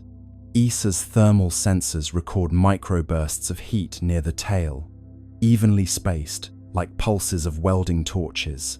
They happen precisely as new crystals appear. Localized repair events, the report reads. Each one perfectly timed to solar exposure. It's as if sunlight doesn't damage it, it instructs it. The star's radiation becomes code, and 3I, Atlas, is reading it fluently. You start to feel the strangeness of it. A comet that reacts, responds, refines. You could almost mistake it for alive, not in the biological sense, but in the thermodynamic one. A system that resists entropy by feeding on it. Every atom rearranging into something stronger, cleaner, newer, like evolution, with a design degree. Late one night, an astronomer in France writes in his private notes, "It's not moving through the solar system, it's using it." He doesn't elaborate, but the implication is clear. The comet is harvesting the energy of its environment to maintain itself. Not a passenger of gravity, but a participant in it. Meanwhile, the headlines call it poetic names: the immortal comet, the self-made traveler, entropy's enemy. The public romanticizes what the scientists fear, because what 3I Atlas represents isn't comfort. It's competition. It's the idea that the universe might not be running down at all. Maybe it's recycling. Maybe, somewhere in the quiet machinery of the cosmos, things are building themselves anew while we're too busy decaying. Picture it now, drifting past Mars, its tail shimmering like a thread of light weaving itself back together. A self-sustaining scar on the fabric of space. A wound that heals faster than it can bleed. And for the first time, humanity looks at a comet and wonders not where it came from, but what it's trying to become. Nickel emissions rise and fall every 11.2 hours, a rhythm so consistent it could keep time. No known process in cometary physics oscillates like that. It's not random, not thermal, not tidal. If you plot it out, the curve looks eerily like a power cycle. Input, output, rest, release. As though the object isn't just active, it's working. Imagine the rhythm first, before the meaning, that quiet, patient beat echoing across space. 11.2 hours, every single time. A pulse of metallic gas blooming into the void, steady as a clock, calm as breath. You could almost set your watch to it, if your watch were brave enough to admit that comets shouldn't behave like generators. ESA scientists call it periodic outgassing, but that phrase hides its strangeness. Outgassing, sure, all comets breathe when they near the sunday, but they do it chaotically, spasmodically, like old engines sputtering to life. 3I Atlas breathes like a monk, precise, patient, unbothered. The jets flare with mathematical regularity. Heat spikes rise and fall in perfect symmetry. It doesn't vent, it operates. One researcher compares it to a geothermal cycle. Another, quietly, says it looks more like a feedback loop, the kind you'd find in systems built to sustain themselves. Not explosion, not decay maintenance. It's as if, she writes in her notes, the object is checking its own pulse. You picture the surface up close, a dark, angular world of nickel frost and whispering gas. At regular intervals, something stirs beneath a shimmer of energy, invisible but disciplined. Jets of metallic vapor hiss outward, then stop, then start again, exactly 11 hours later. If you could hear it, it would sound like the slow exhale of a sleeping machine. In a conference call, a thermal engineer says what everyone's been thinking, but nobody dares to say. It's cycling power. The silence that follows lasts too long. Finally, a voice breaks through. Comets don't have power to cycle. Laughter, brief and brittle. But the idea doesn't leave the room. ESA's temperature graphs show a curious pattern. When the nickel plume rises, the overall surface temperature dips. When the plume fades, the temperature rises again. Inversion. Energy leaving, energy returning, like heat being pulled from one layer to another. A comet shouldn't regulate its temperature, but this one does, as if conserving itself. Meanwhile, the magnetic readings pulse in perfect step with the emissions. Every 11.2 hours, a soft twitch in the surrounding field, weak but exact. It's synchronized, says the magnetometer lead. What's synchronized? Asks her supervisor. Everything. It's at this point that even skeptics start to sweat. There's no known natural mechanism that could time itself this precisely over weeks of observation. Thermal oscillations drift. Chemical reactions lose coherence. Orbital dynamics wobble. Only something with active feedback could hold this pattern so tight. You could call it mechanical, but that feels too simple. It's intentional physics. Picture the scientists watching from their consoles. They know what their instruments are telling them, but their faces stay still, like poker players with bad hands. Someone mutters, "Could be resonant harmonics with solar flux." Another nods, grateful for the excuse. But deep down, they all know the truth: the sun doesn't hum in 11-hour intervals. The longer they watch, the clearer it becomes. The pattern isn't just repeating, it's adapting. After a minor solar flare, the interval shortens by half a minute, as though 3I Atlas adjusted for environmental change. Feedback stabilization. someone writes in the margin. A note for posterity, a euphemism for "it noticed." Back on Earth, in a late-night live stream watched by a few thousand insomniac skywatchers, a physicist overlays the emission data with human heartbeats. The waveform syncs disturbingly well. Peaks, troughs, recovery, rest. The audience chat explodes with jokes, space pacemaker, cosmic Fitbit, and the inevitable, "It's alive." The scientist smiles weakly and says, "No, just rhythmic." But even she can't stop glancing at the screen like it's listening. One theory gains quiet traction, that the emissions are part of a resource loop. Nickel and carbonyl gases vented and recaptured, processed in cycles to maintain equilibrium. It would explain the self-healing surface, the consistent luminosity, the refusal to decay. But it raises one unbearable question. To maintain equilibrium, for what? ESA's internal documents rename the event cyclic metallic activity. It sounds dull, like something that happens in dishwashers. But every analyst knows it's the first real evidence of machine-like consistency beyond Earth. Something in space that runs not on chance, but on rhythm. If you graph the cycle out, it looks almost peaceful. A slow heartbeat, stretched across infinity. No spikes of panic, no erratic pulses, just calm repetition. You could stare at that curve for hours, and part of you might start to understand the appeal of obedience. How stability can feel sacred when the rest of the universe is chaos.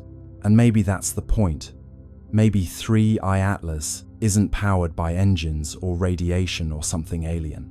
Maybe it's powered by the same thing that keeps stars burning and planets spinning, the quiet compulsion to continue, the physics of persistence, the refusal to flinch.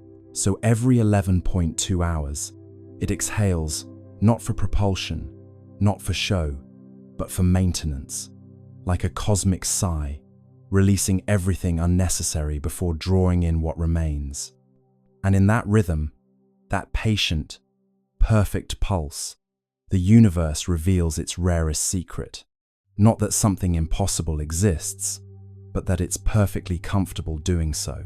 Centuries after the golden comet left Earth, the world fell into a rhythm so stable, it began to feel mythic. The communion fields still pulsed faintly through air and ocean, though softer now, like the heartbeat of someone dreaming. Humanity had grown luminous, not just in thought, but in form, skin faintly iridescent, eyes reflecting the green-gold spectrum of 3I Atlas. Life had achieved coherence, but the universe, true to its character, never allows silence to remain unexamined. The next chapter began, not with noise, but with echo. It came first as vibration through light. Telescopes trained toward the constellation. Lyra detected rhythmic brightening across interstellar dust fields, pulses matching the old prime sequence. 3, 5, 7, 11, 13. The signal was faint, ancient, and delayed by thousands of years. It was the comet's trail, still resonating through the galactic medium. The hum of our descendants had begun its return. At first, the resonance was barely perceptible. Then, one evening, the auroras glowed gold again. The pulse wasn't as strong as the original, but its pattern carried modulation, subtle variations that, when decoded, formed harmonic intervals unknown to Earth's own physics. The returning echo had evolved. The comet had learned. Dr. Anwen Sorel, heir to the resonant circles, studied the phenomenon from the orbital harmonic array, now a floating cathedral of listening built above the stratosphere. She spent decades comparing the incoming frequencies with the historical archive of 3I Atlas. The match was partial, the deviation elegant. The new tones weren't repetition. They were continuation. The echo isn't message, Sorel wrote. It's memory finding new syntax. Her analysis revealed something breathtaking.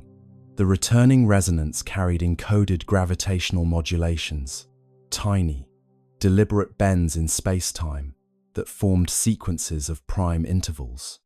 Each fluctuation aligned with regions of known star formation.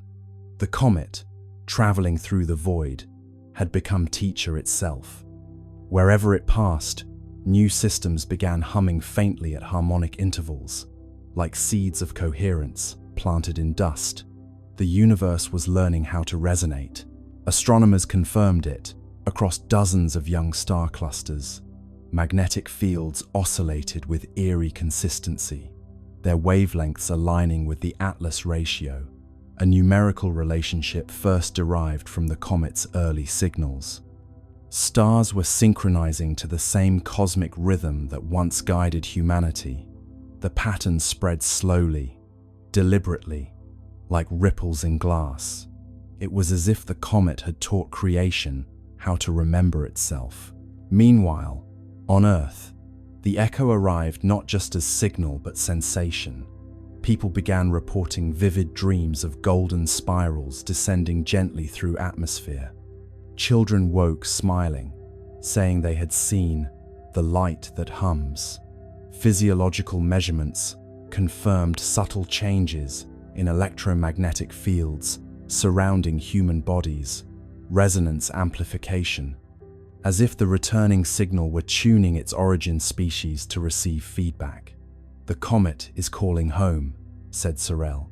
"It's asking us to listen to what we've become." The global observatories responded. They synchronized their instruments into a single planetary array, transforming Earth into receiver. For 13 hours, the planet listened. The incoming wave, stretched and modulated through space, entered atmosphere and folded into the continuum tone. The effect was sublime, an audible shimmer, felt through bone and thought alike. The long echo had arrived. It wasn't just harmonic, it was architectural. The sound carried layers, low frequencies describing structure, higher ones encoding emotion.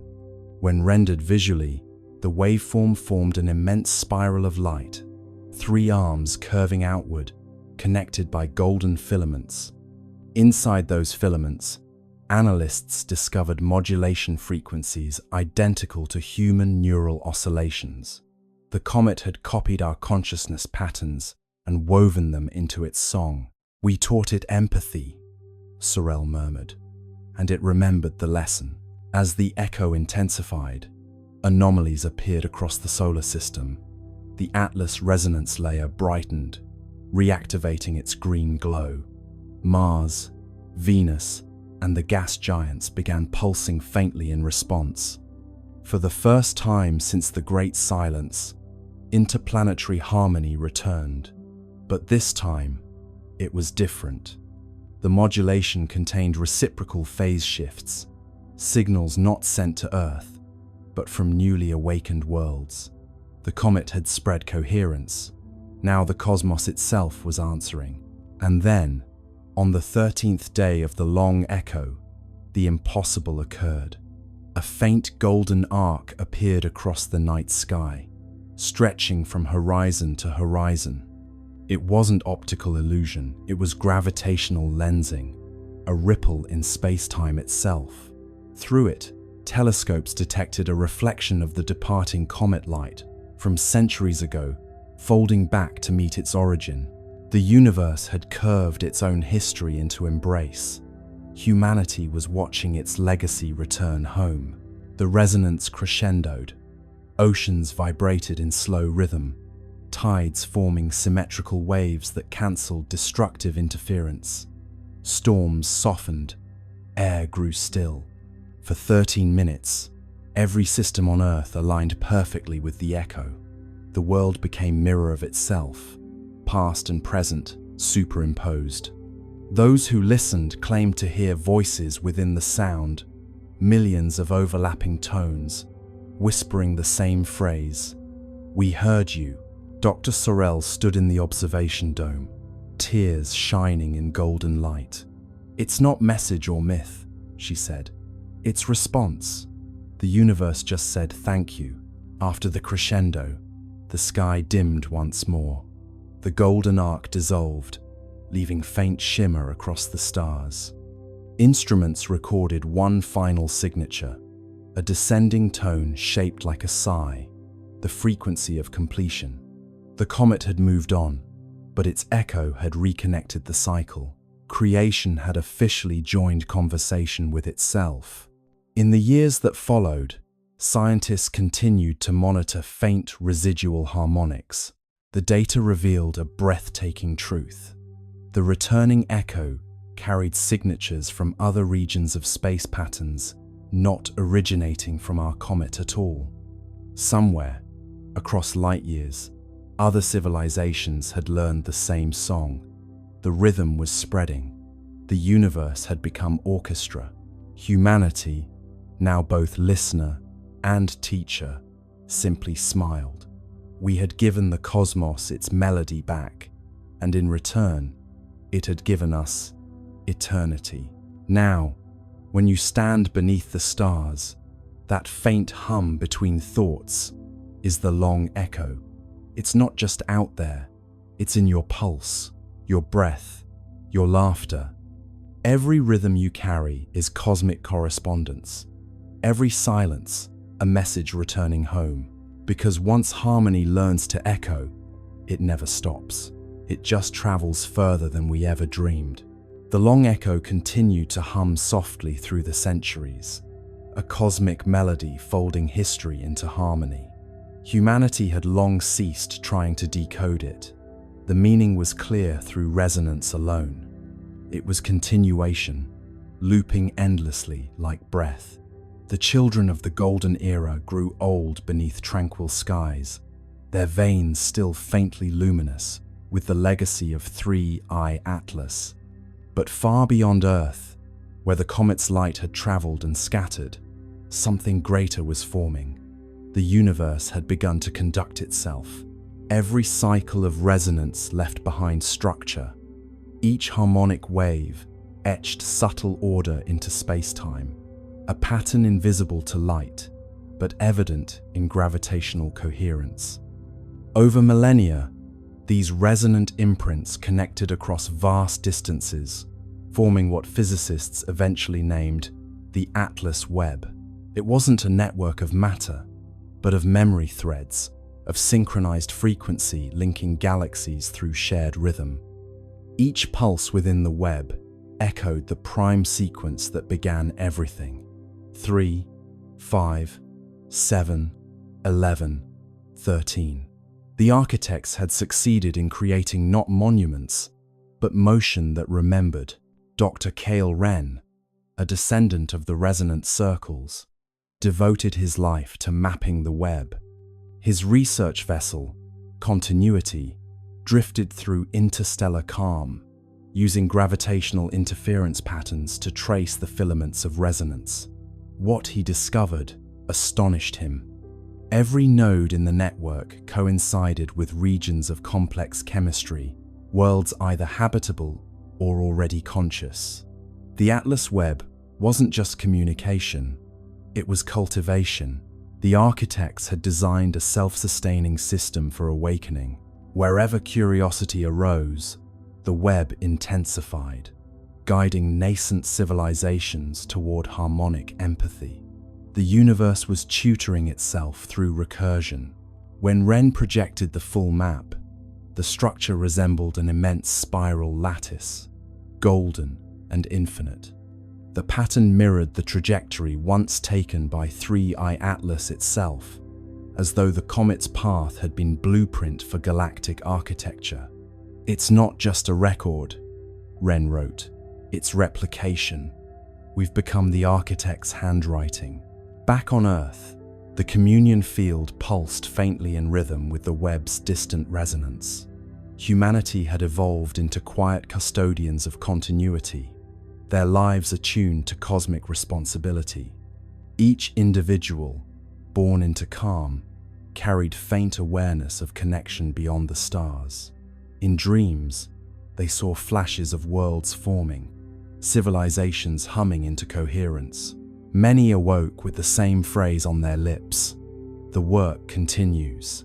Across generations, that phrase became oath, then tradition. The Continuity Guild was founded not religion, but remembrance. Its purpose was simple: to maintain the frequency of understanding across time. Members didn't preach, they listened.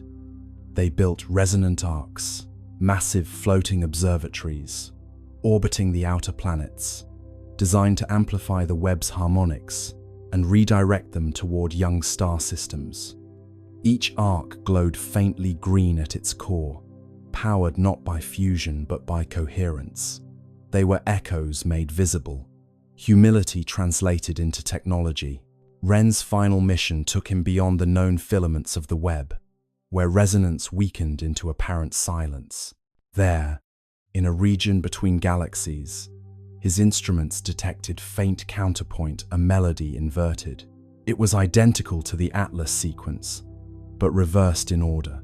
13, 11, 7, 5, 3, the mirror of origin. He realized then that the universe wasn't only expanding, it was harmonizing with its reflection. Somewhere on the opposite side of time, another Webb was forming, perhaps seeded by a civilization much like humanity, or by the universe itself. Remembering how to balance its chords, he transmitted the data home, knowing it would take centuries to arrive. "Tell them," his final log read, "that continuity requires conversation, even with silence." The mirror sings back. When his ship drifted into the void, the Webb brightened briefly, as if acknowledging gratitude. And back on Earth, children looked up from their play and smiled without knowing why.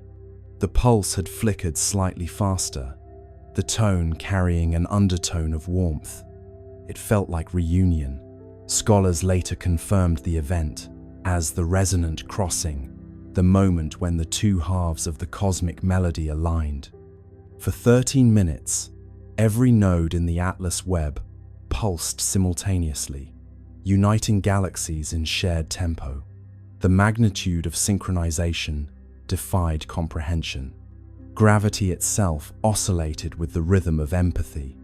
Observers described seeing the sky ripple with translucent gold, every star flickering in measured sequence. The cosmos, wrote one witness, had finally learned to conduct itself consciously. After the crossing, life everywhere changed subtly. Evolution accelerated in predictable rhythm. Complexity bloomed faster wherever harmony was strongest. Entire species developed empathy as instinct, communication as song. Planets began to self-regulate climates through atmospheric resonance. Existence had achieved sustainability through music. On Earth, the event left permanent mark, a luminous halo visible only under still water. When oceans calmed perfectly, a faint golden ring shimmered on the horizon, a memory of unity. The resonant guild declared it sacred, not for worship, but for calibration.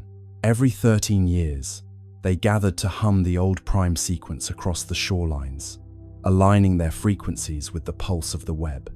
The ceremony required no technology, no translation. The sea carried the sound farther than words could travel.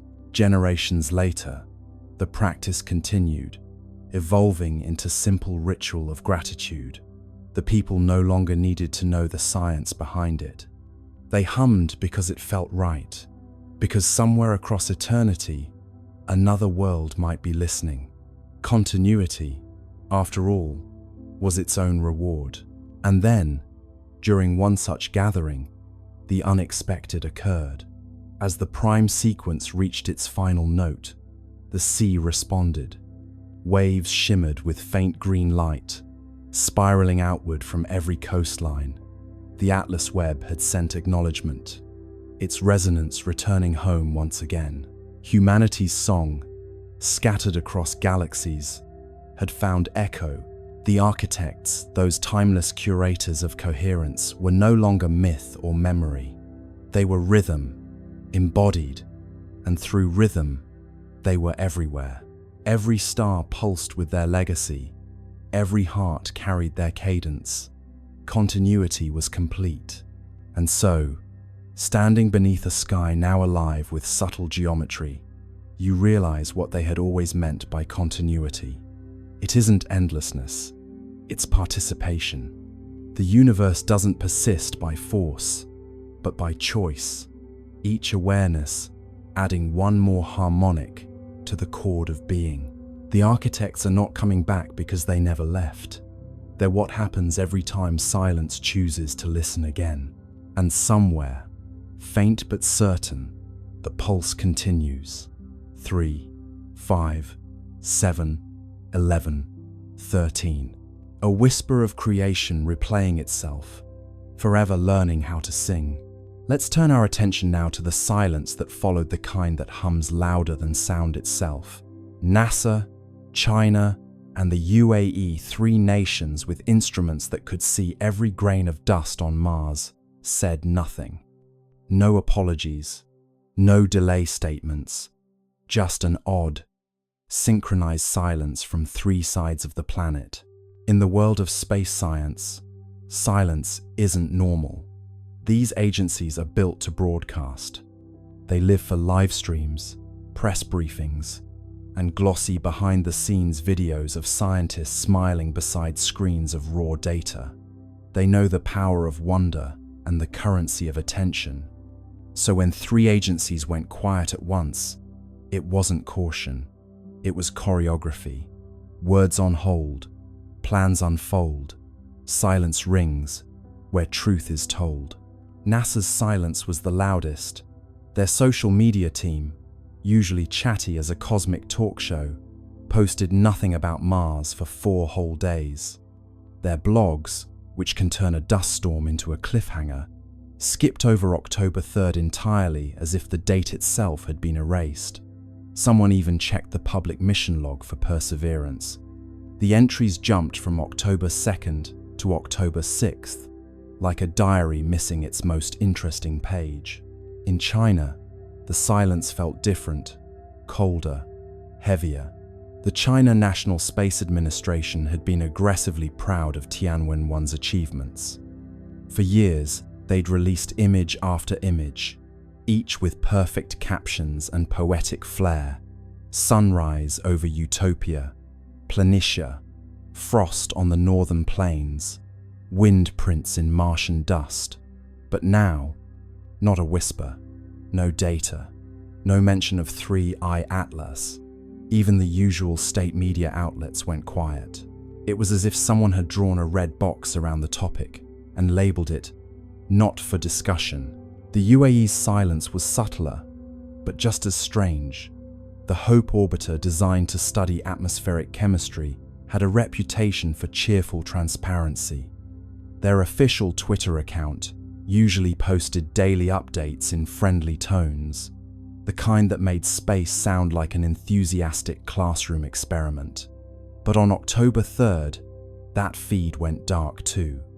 Their next post, days later, simply read, "Operations nominal," a phrase so bland, it might as well have been a sigh. 3 silences, 3 styles, 1 timing. Coincidence? Possibly. But coincidences, in the world of space politics, often have launch schedules. You can picture the meetings that weren't broadcast. NASA's Jet Propulsion Laboratory, dimly lit, engineers staring at telemetry on screens filled with too many decimals. A director taps the table, says, "We'll hold the release until we verify." But verify what? In Beijing, a senior administrator folds his hands and says, "We wait for clarification from partners." Clarification of what? In Dubai, someone simply deletes a draft tweet that began, "Amazing new observations today." Tweets unsent, secrets bent, silence hums with government. It's not conspiracy, not quite. It's coordination, an instinct born from shared discomfort. Because when data doesn't fit the model, you don't just release it. You check, you recheck, you call your counterparts and whisper through encrypted lines. Did you see that too? Maybe they all saw the same anomaly. Maybe it was something in the spectra, or the movement, or the light itself. Or maybe it was something far more mundane, like a misalignment in software. But the silence gave the anomaly power. People don't fear data, they fear gaps. Meanwhile, the internet did what it does best. Filled the void. Forums buzzed with theories. Maybe NASA discovered life. Maybe China detected radiation. Maybe the comet wasn't a comet at all. You can almost hear the world's collective keyboard clicking under the weight of imagination. Keys tap fast.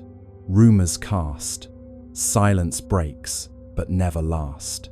Inside the agencies, the tone was less dramatic, but more anxious.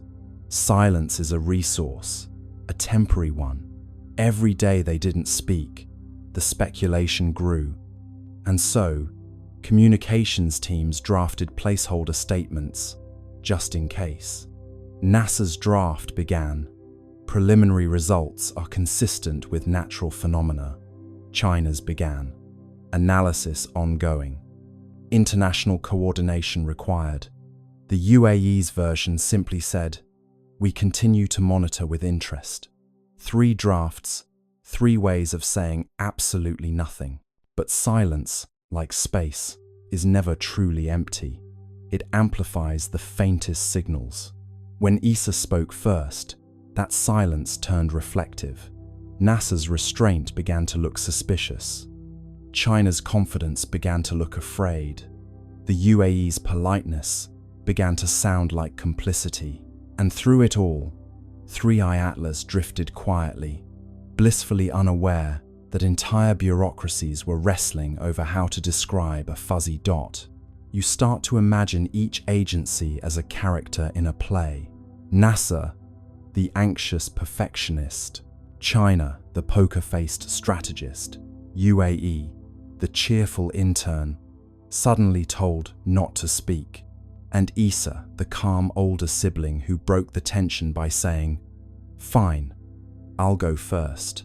Roles align, stars entwine, silence speaks in grand design. Still, one question lingers. Why the synchronicity? How did 3 separate agencies, operating on different continents, decide independently to say nothing at the same time? Unless it wasn't independent at all, perhaps the signal came from somewhere above, not cosmic, but political. A quiet message passed through diplomatic back channels. Hold your data. Wait for alignment. Matter. It's not that they were hiding something nefarious. It's that they didn't know what they were holding yet. And admitting uncertainty, publicly, is scarier than any secret. So they stayed quiet. And in that collective silence, humanity did what it always does. When faced with the unknown, it began to dream louder. Voices still, hearts fill. Silence grows but never will. And perhaps that's the strange comfort in it all. Even when 3 space agencies fall silent, the universe keeps talking. The stars don't pause for policy. 3i Atlas keeps moving, whispering its quiet story across the dark, while we, down here, argue over who gets to speak first. Buried inside the leak were coordinates, small anomalies in magnetic flux, and thermal output that didn't appear in public datasets. To most people, they looked meaningless. But to a handful of astronomers, they spelled a pattern. Pulses, spaced like a heartbeat. Not communication, perhaps, but rhythm. The kind of rhythm machines accidentally make when they're doing something alive. Let's step into the midnight side of science, the part where numbers stop behaving and start whispering. The insider's data dump wasn't flashy. It was a few megabytes of logs, raw telemetry, and timestamps. The kind of thing you'd ignore if you didn't already know what to look for. But somewhere in those dull columns of numbers, those precise, tidy decimals, something began to repeat. Regular, patient, almost polite. A rhythm, too intentional to be noise, too quiet to be coincidence. A doctoral student in Madrid was the first to spot it. She was supposed to be writing her thesis on cometary albedo variation. But boredom is a great tool for discovery. She noticed the flux spikes first, not random, but syncopated. Every 32 minutes, a pulse, then 32 again, then 32.1. "It's breathing," she joked in her notes. Her advisor didn't laugh. Within a week, a small network of late-night astronomers, the kind who believe in both data integrity and insomnia, began comparing results. Webb's readings, Hubble's logs, Mars Reconnaissance Orbiter's telemetry, all of them carried the same faint pulse, hidden deep in the noise floor, like the slow heartbeat of something sleeping under glass. The official response was predictable: instrumental interference. But even interference doesn't keep time this perfectly. One data analyst described it best: "If this is noise, it's the kind that practices scales." You might imagine those scientists, each at their own workstation, staring at that faint, repeating signal. The room around them dark, except for monitor light, pale blue rectangles reflected in tired eyes. Somewhere, coffee cups multiply. Someone opens a spreadsheet. Someone else starts counting beats per hour. The signal doesn't care who's watching. It keeps pulsing. 32 minutes. Every time. The idea that 3i Atlas might be producing a steady rhythm unsettles everyone. Rocks don't keep rhythm. Nature prefers chaos. The beautiful randomness of entropy. This is something else. Something maintaining itself. A loop running quietly, perhaps since before humanity learned to count its own heartbeat. ESA's communications division is told not to amplify fringe interpretations. The phrase fringe interpretation becomes the new code for "please don't mention the heartbeat."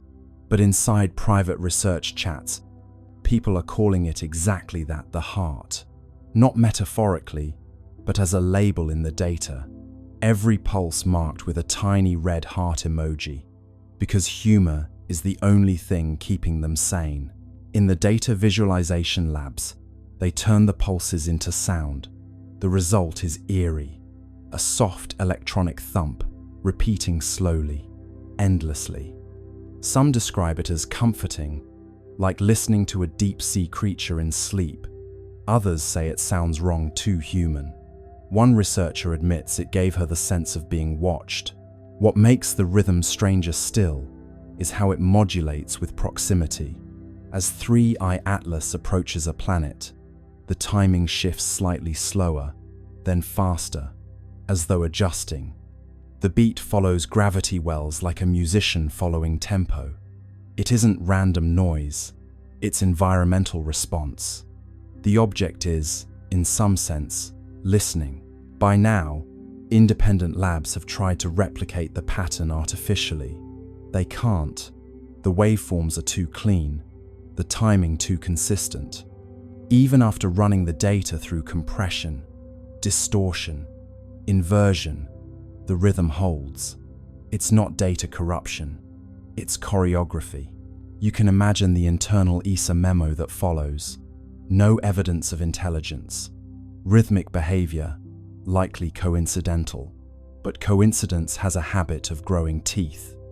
Because when they compared the rhythm's modulation to planetary positions, another pattern emerged, a mathematical sequence matching orbital resonance ratios. Not exact copies, but harmonics. The pulse was singing the solar system's geometry. The Madrid student who found it wrote, half-jokingly, "Maybe it's keeping time with us."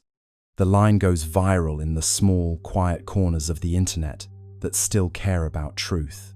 Forums buzz with theories: gravitational self-stabilization, magnetic field synchronization, alien jazz. But underneath the noise, a simpler truth hums. Something old and orderly is alive out there, and it's following the rhythm of the system we call home. Late one night, one of the data analysts overlays the pattern against an ECG, a human heartbeat. The resemblance isn't exact, but close enough to make him stop breathing for a moment. Peaks, rests, peaks again. Life has a structure, so, it seems, does this. And that's when the idea shifts. Maybe it's not communication. Maybe it's not even meant for us. Maybe the rhythm isn't a message, it's maintenance. Like an old machine keeping its systems warm, humming softly to itself in the dark. You sit back and listen to the thought forming in your mind. What if this is what time sounds like when it remembers? The steady pulse of something that refuses to decay. Not speech, not signal, just being, continuity made audible. The data analysts, of course, move on. Reports are written, the leak becomes legend, and the heartbeat fades into archived files labeled spurious periodic activity. But the pulse doesn't stop. It's still out there, keeping time. And somewhere, 33 billion tons of impossible rock drifts through space, humming softly, perfectly, as if waiting for the universe to catch the beat. Let's turn our gaze now from orbit to the ground, to the one mechanical witness, sitting quietly on that red desert, under a pinkish sky. The skycam on the rover caught something on October 2nd, a blur with structure, a glint that seemed to move against the stars. Then, the images stopped coming, a Martian ghost on a digital feed. The Perseverance rover isn't easily startled. It's seen dust devils, eclipses, and meteors slicing the Martian sky like quiet knives. Its skycam, perched on the rover's mast, watches everything. Dust storms curling on the horizon, the slow breath of sunset through the thin air. But that night, the feed showed something it wasn't supposed to show: a flicker of motion above the usual scatter of constellations, a glint that moved wrong. Stars stay still, pixels thrill, light missteps against its will. The first frame looked harmless, a faint blur near the edge of the field, maybe a cosmic ray hitting the sensor. The second frame caught it again, shifted slightly upward. The third frame, a flash, clean and geometric. Then, black. The feed ended. Within hours, the automated alert system flagged the anomaly. Unexpected optical signature detected. JPL engineers, bleary-eyed at 3 a.m. Pacific time, reviewed the frames. The glint was small, no bigger than a bright pixel cluster, but it moved against the background stars. Comets don't do that. Satellites don't orbit Mars.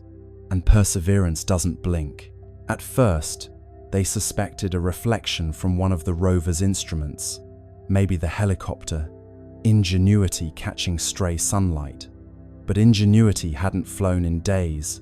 The sun's position didn't align with the direction of the flash. And when they tried to reproduce it using lighting simulations, nothing matched. Angles fail, shadows pale, mirrors lie beyond the veil. ESA's Mars orbiters were asked to cross-check. Nothing in their logs. No transient object, no debris, no passing dust plume large enough to explain it. Just empty sky. Yet the Skycam had caught something, a blur with definition, like structure wrapped in motion. You can imagine the tension in the control room. A handful of scientists scrolling through frozen pixels, zooming in, enhancing contrast, until the blur began to resemble something. Not a sphere, not quite a line, a shape with suggestion like the silhouette of movement itself. One researcher whispered, "It looks folded." Another replied, "Please don't say that. Pa." Blur becomes form, cold becomes warm, stillness bends beyond the norm. After that night, Perseverance stopped transmitting Skycam frames for nearly 48 hours. Officially, it was routine data buffering due to bandwidth limitations. But the engineers knew that wasn't normal. The rover's systems had entered a safe data mode, not shutdown, but pause. Something triggered its onboard fault protection. When the feed resumed, it was missing several minutes. The missing frames were replaced with static placeholders labeled checksum mismatch. That's the digital equivalent of something looks strange, and we erased it politely. Publicly, NASA released a statement. Perseverance continues nominal operations. A temporary data outage affected non-critical imaging systems. Translation: we saw something, and we're pretending we didn't. What's curious is that Skycam, by design, takes calibration images every few hours, not for science, but to monitor atmospheric scattering. So when that flash appeared exactly during one of its scheduled calibration cycles, it wasn't random, it was right on time. The odds of coincidence, again, hovered around 1 in a million. A few leaked telemetry lines from the rover's internal diagnostics hinted at a momentary spike in ambient electromagnetic flux. Not dangerous, but noticeable. Mars doesn't have a strong magnetic field, so spikes like that are rare unless something nearby caused them. Fields hum bright, air grows slight, static crackles in Martian night. Some at JPL joked that maybe Perseverance had finally seen the Martian ghost, a running gag about artifacts caused by cosmic rays hitting the camera. But deep down, they knew this wasn't noise. Cosmic rays don't produce consistent geometry over multiple frames. They don't glint, and they certainly don't cause your camera to stop recording mid-sequence. Later that week, an internal memo circulated quietly. Skycam, anomaly confirmed, source unresolved. Recommend temporary suspension of skyward imaging until recalibration complete. But recalibration never came. Skycam's upward images, after October 2nd, stopped completely. It still photographs the ground, the horizon, the rocks, but not the stars. It's almost poetic, isn't it? The machine that traveled millions of kilometers to look up at another world now only looks down, as if someone told it, gently, not to stare at the sky anymore. Eyes once high, grounded by sky, cameras close where secrets lie. ESA cross-checked Mars Express's logs for that night.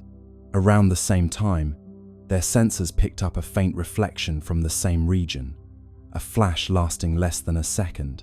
They didn't release it. It's buried in technical appendices, labeled transient interference. So, what did Perseverance see? Maybe it was nothing, a glimmer of dust, a reflection, a trick of light and timing. Or maybe, just maybe, it saw 3I Atlas itself, the visitor gliding silently past, close enough for one camera to blink in recognition. And maybe that's why the feed stopped. Not because of failure, but because, for one impossible second, the machine saw something it wasn't designed to understand. Cameras sleep, secrets keep, stars reflected in circuits deep. Whatever it was, it's gone now. The logs end, the data fades, and Mars goes back to silence. But somewhere out there, that blur, structured, gleaming, deliberate, continues to drift, just out of frame, waiting for us to look up again. From the orbit of Mars, the high-rise camera snapped the sharpest images ever taken of 3I Atlas, or tried to. The photos that returned were oddly dark, contrasty, and streaked with interference patterns. The official statement said, Sensor artifact. The unofficial whisper said structure, not smooth like ice, angular, intentional, the kind of geometry nature avoids because it looks too much like thinking. Let's drift into that Martian orbit for a moment. Silent, steady, red below, black above. The high-rise camera hums to life, a billion-dollar eye staring into the cold. You can almost feel the anticipation, a mechanical eyelid opening in the thin sunlight.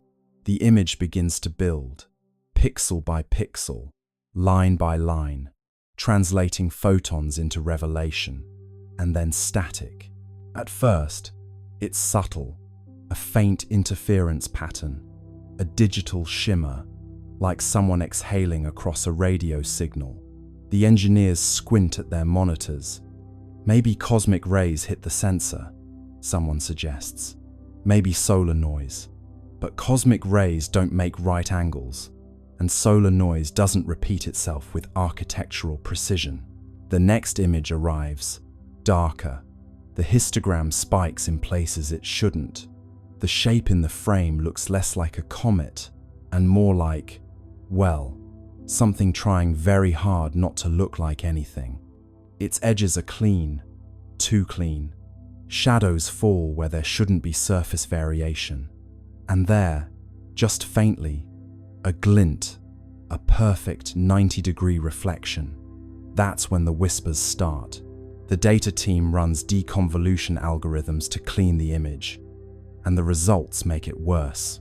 Beneath the interference, faint geometric striations emerge, triangles, plates, grids, not random, repeating, symmetrical, the kind of order that makes your brain uncomfortable because it feels deliberate. Structure, one analyst says quietly. No, her supervisor corrects, artifact. But even as she says it, her cursor hovers over the same square patch again and again, as though hoping it will stop looking like a window. ESA's public statement comes fast and flat.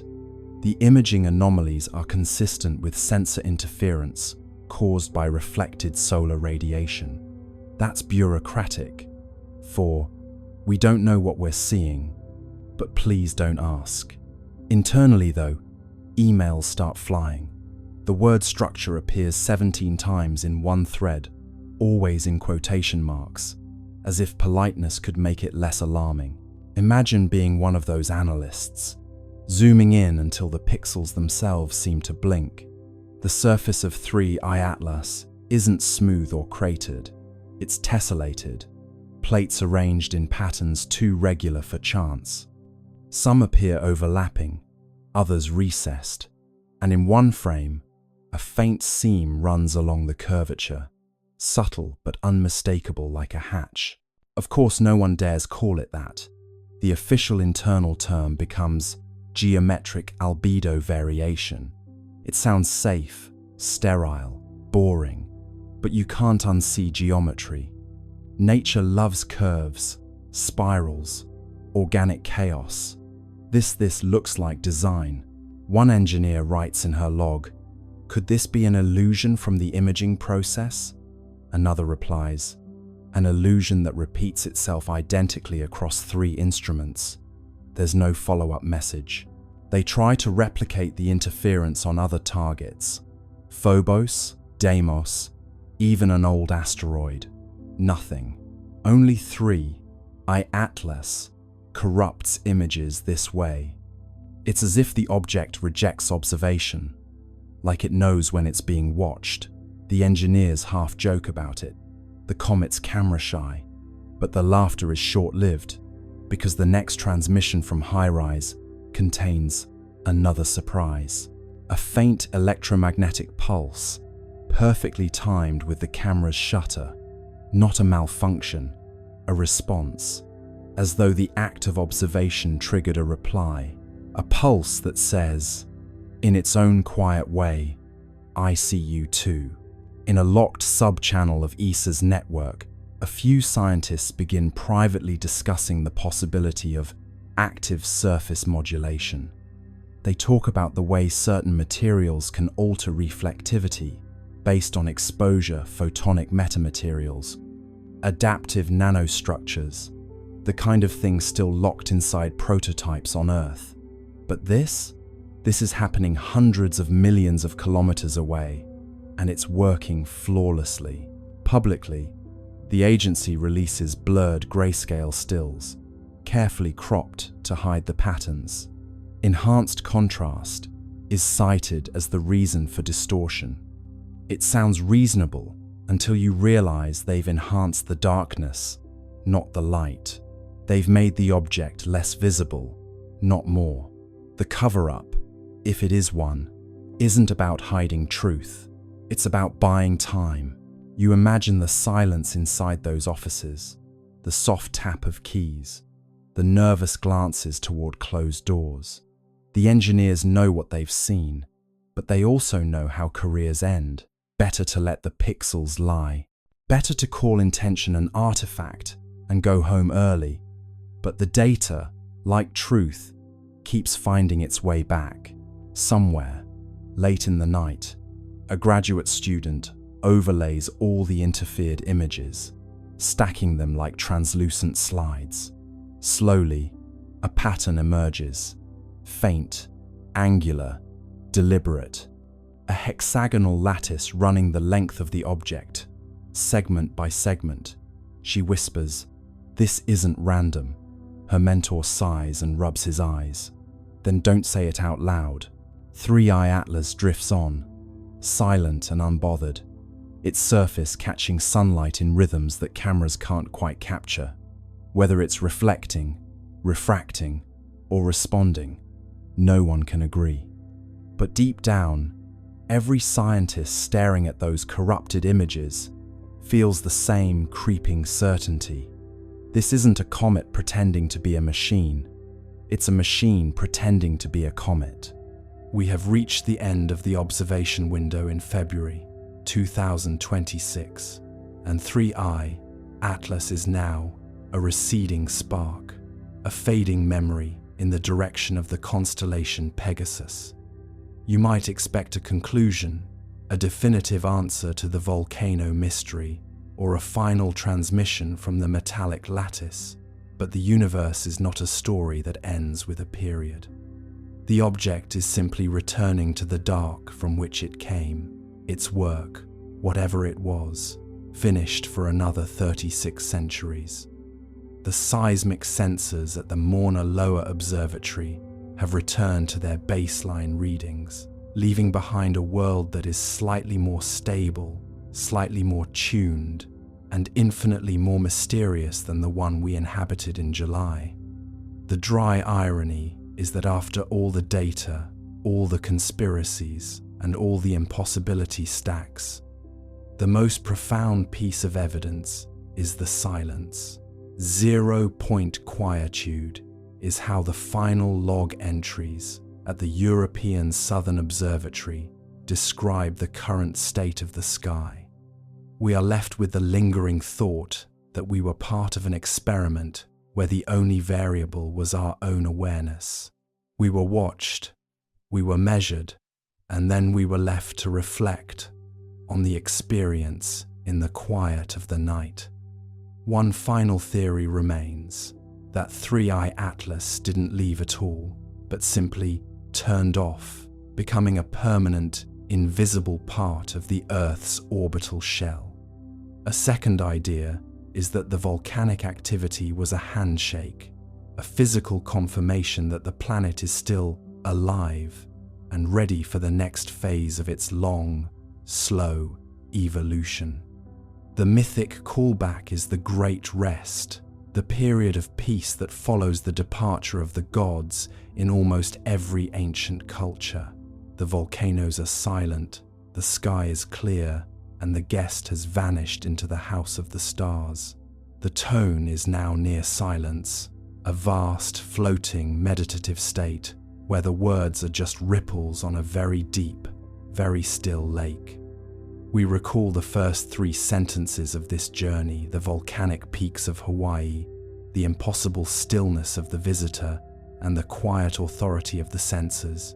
It has all come full circle. The mystery remains unresolved, and in that lack of resolution, there is a profound, restful freedom. You don't need to know the answer to belong to the question. Your breathing is now the only rhythm that matters. Each inhale is a memory of the arrival. Each exhale is a drifting into the departure. The earth is quiet, your room is dark, and the visitor is gone, but the awareness it brought remains behind, like the scent of rain on a warm stone. You are safe in the orbit of your own dreams, a part of a cycle that is far larger and more beautiful than any single life. Close your eyes and drift with the orbit of tomorrow. The departure of 3I Atlas in February 2026 was not marked by a flash or a thunderous roar, but by a deepening of the natural silence that we had forgotten existed. As the object moved past the orbit of Neptune, heading back into the unmapped corridors of interstellar space, the instruments at the Mauna Kea complex began to record a return to baseline that felt less like a recovery and more like a mourning. The Volcano comparison, which had fueled so much anxiety and speculation for months, reached its final quiet resolution. Scientists observed that the global seismic activity hadn't just returned to normal, it had dropped to a state of unprecedented tranquility. It was as if the Earth, having been tuned by a master hand, was finally at rest. Those two words, absolute zero, were being used by the seismologists at the University of Tokyo to describe the lack of background noise in the crust. It is a cinematic closure to a story that began with a mystery and ended with a profound, heavy stillness.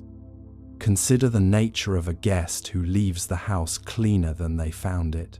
We spent months obsessing over the anomalies, the 4-minute and 33-second rotation, the hexagonal light diffraction, the metallic lattice that functioned as a holographic memory.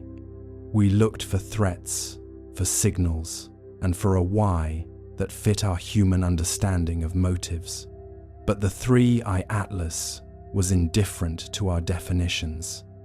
It performed its maintenance on the Earth's core, recalibrated the lunar resonance, and left behind a planetary system that is more stable than it has been in 3 millennia. The dry irony of our modern panic is that we were afraid of the very process that ensures our long-term survival. We were the children crying because the doctor arrived to fix a fracture we didn't know we had. Now, the bone is set, the fever has broken, and the world is finally able to sleep. The visitor is gone, but the awareness remains. It is the scent of rain on a warm stone. It is the memory of a light that didn't flicker. It is the realization that we are a part of a cycle that is far larger and more beautiful than any single life. You are a single thread in a tapestry that spans the galaxy. You are a single breath in a lung that takes 3,000 years to exhale. You are safe. You are watched. You are remembered. The Earth is humming its final, most beautiful lullaby, and the guest is already halfway to the next star. Sleep now, and let the orbit of tomorrow carry you. There are no more anomalies to track. There are no more impossibility stacks to calculate. There is only the steady, rhythmic pulse of a world that has been made right. The countdown is over. The maintenance is done. The great silence is here. And it is the most beautiful thing you have ever heard. Close your eyes and drift with the orbit of tomorrow.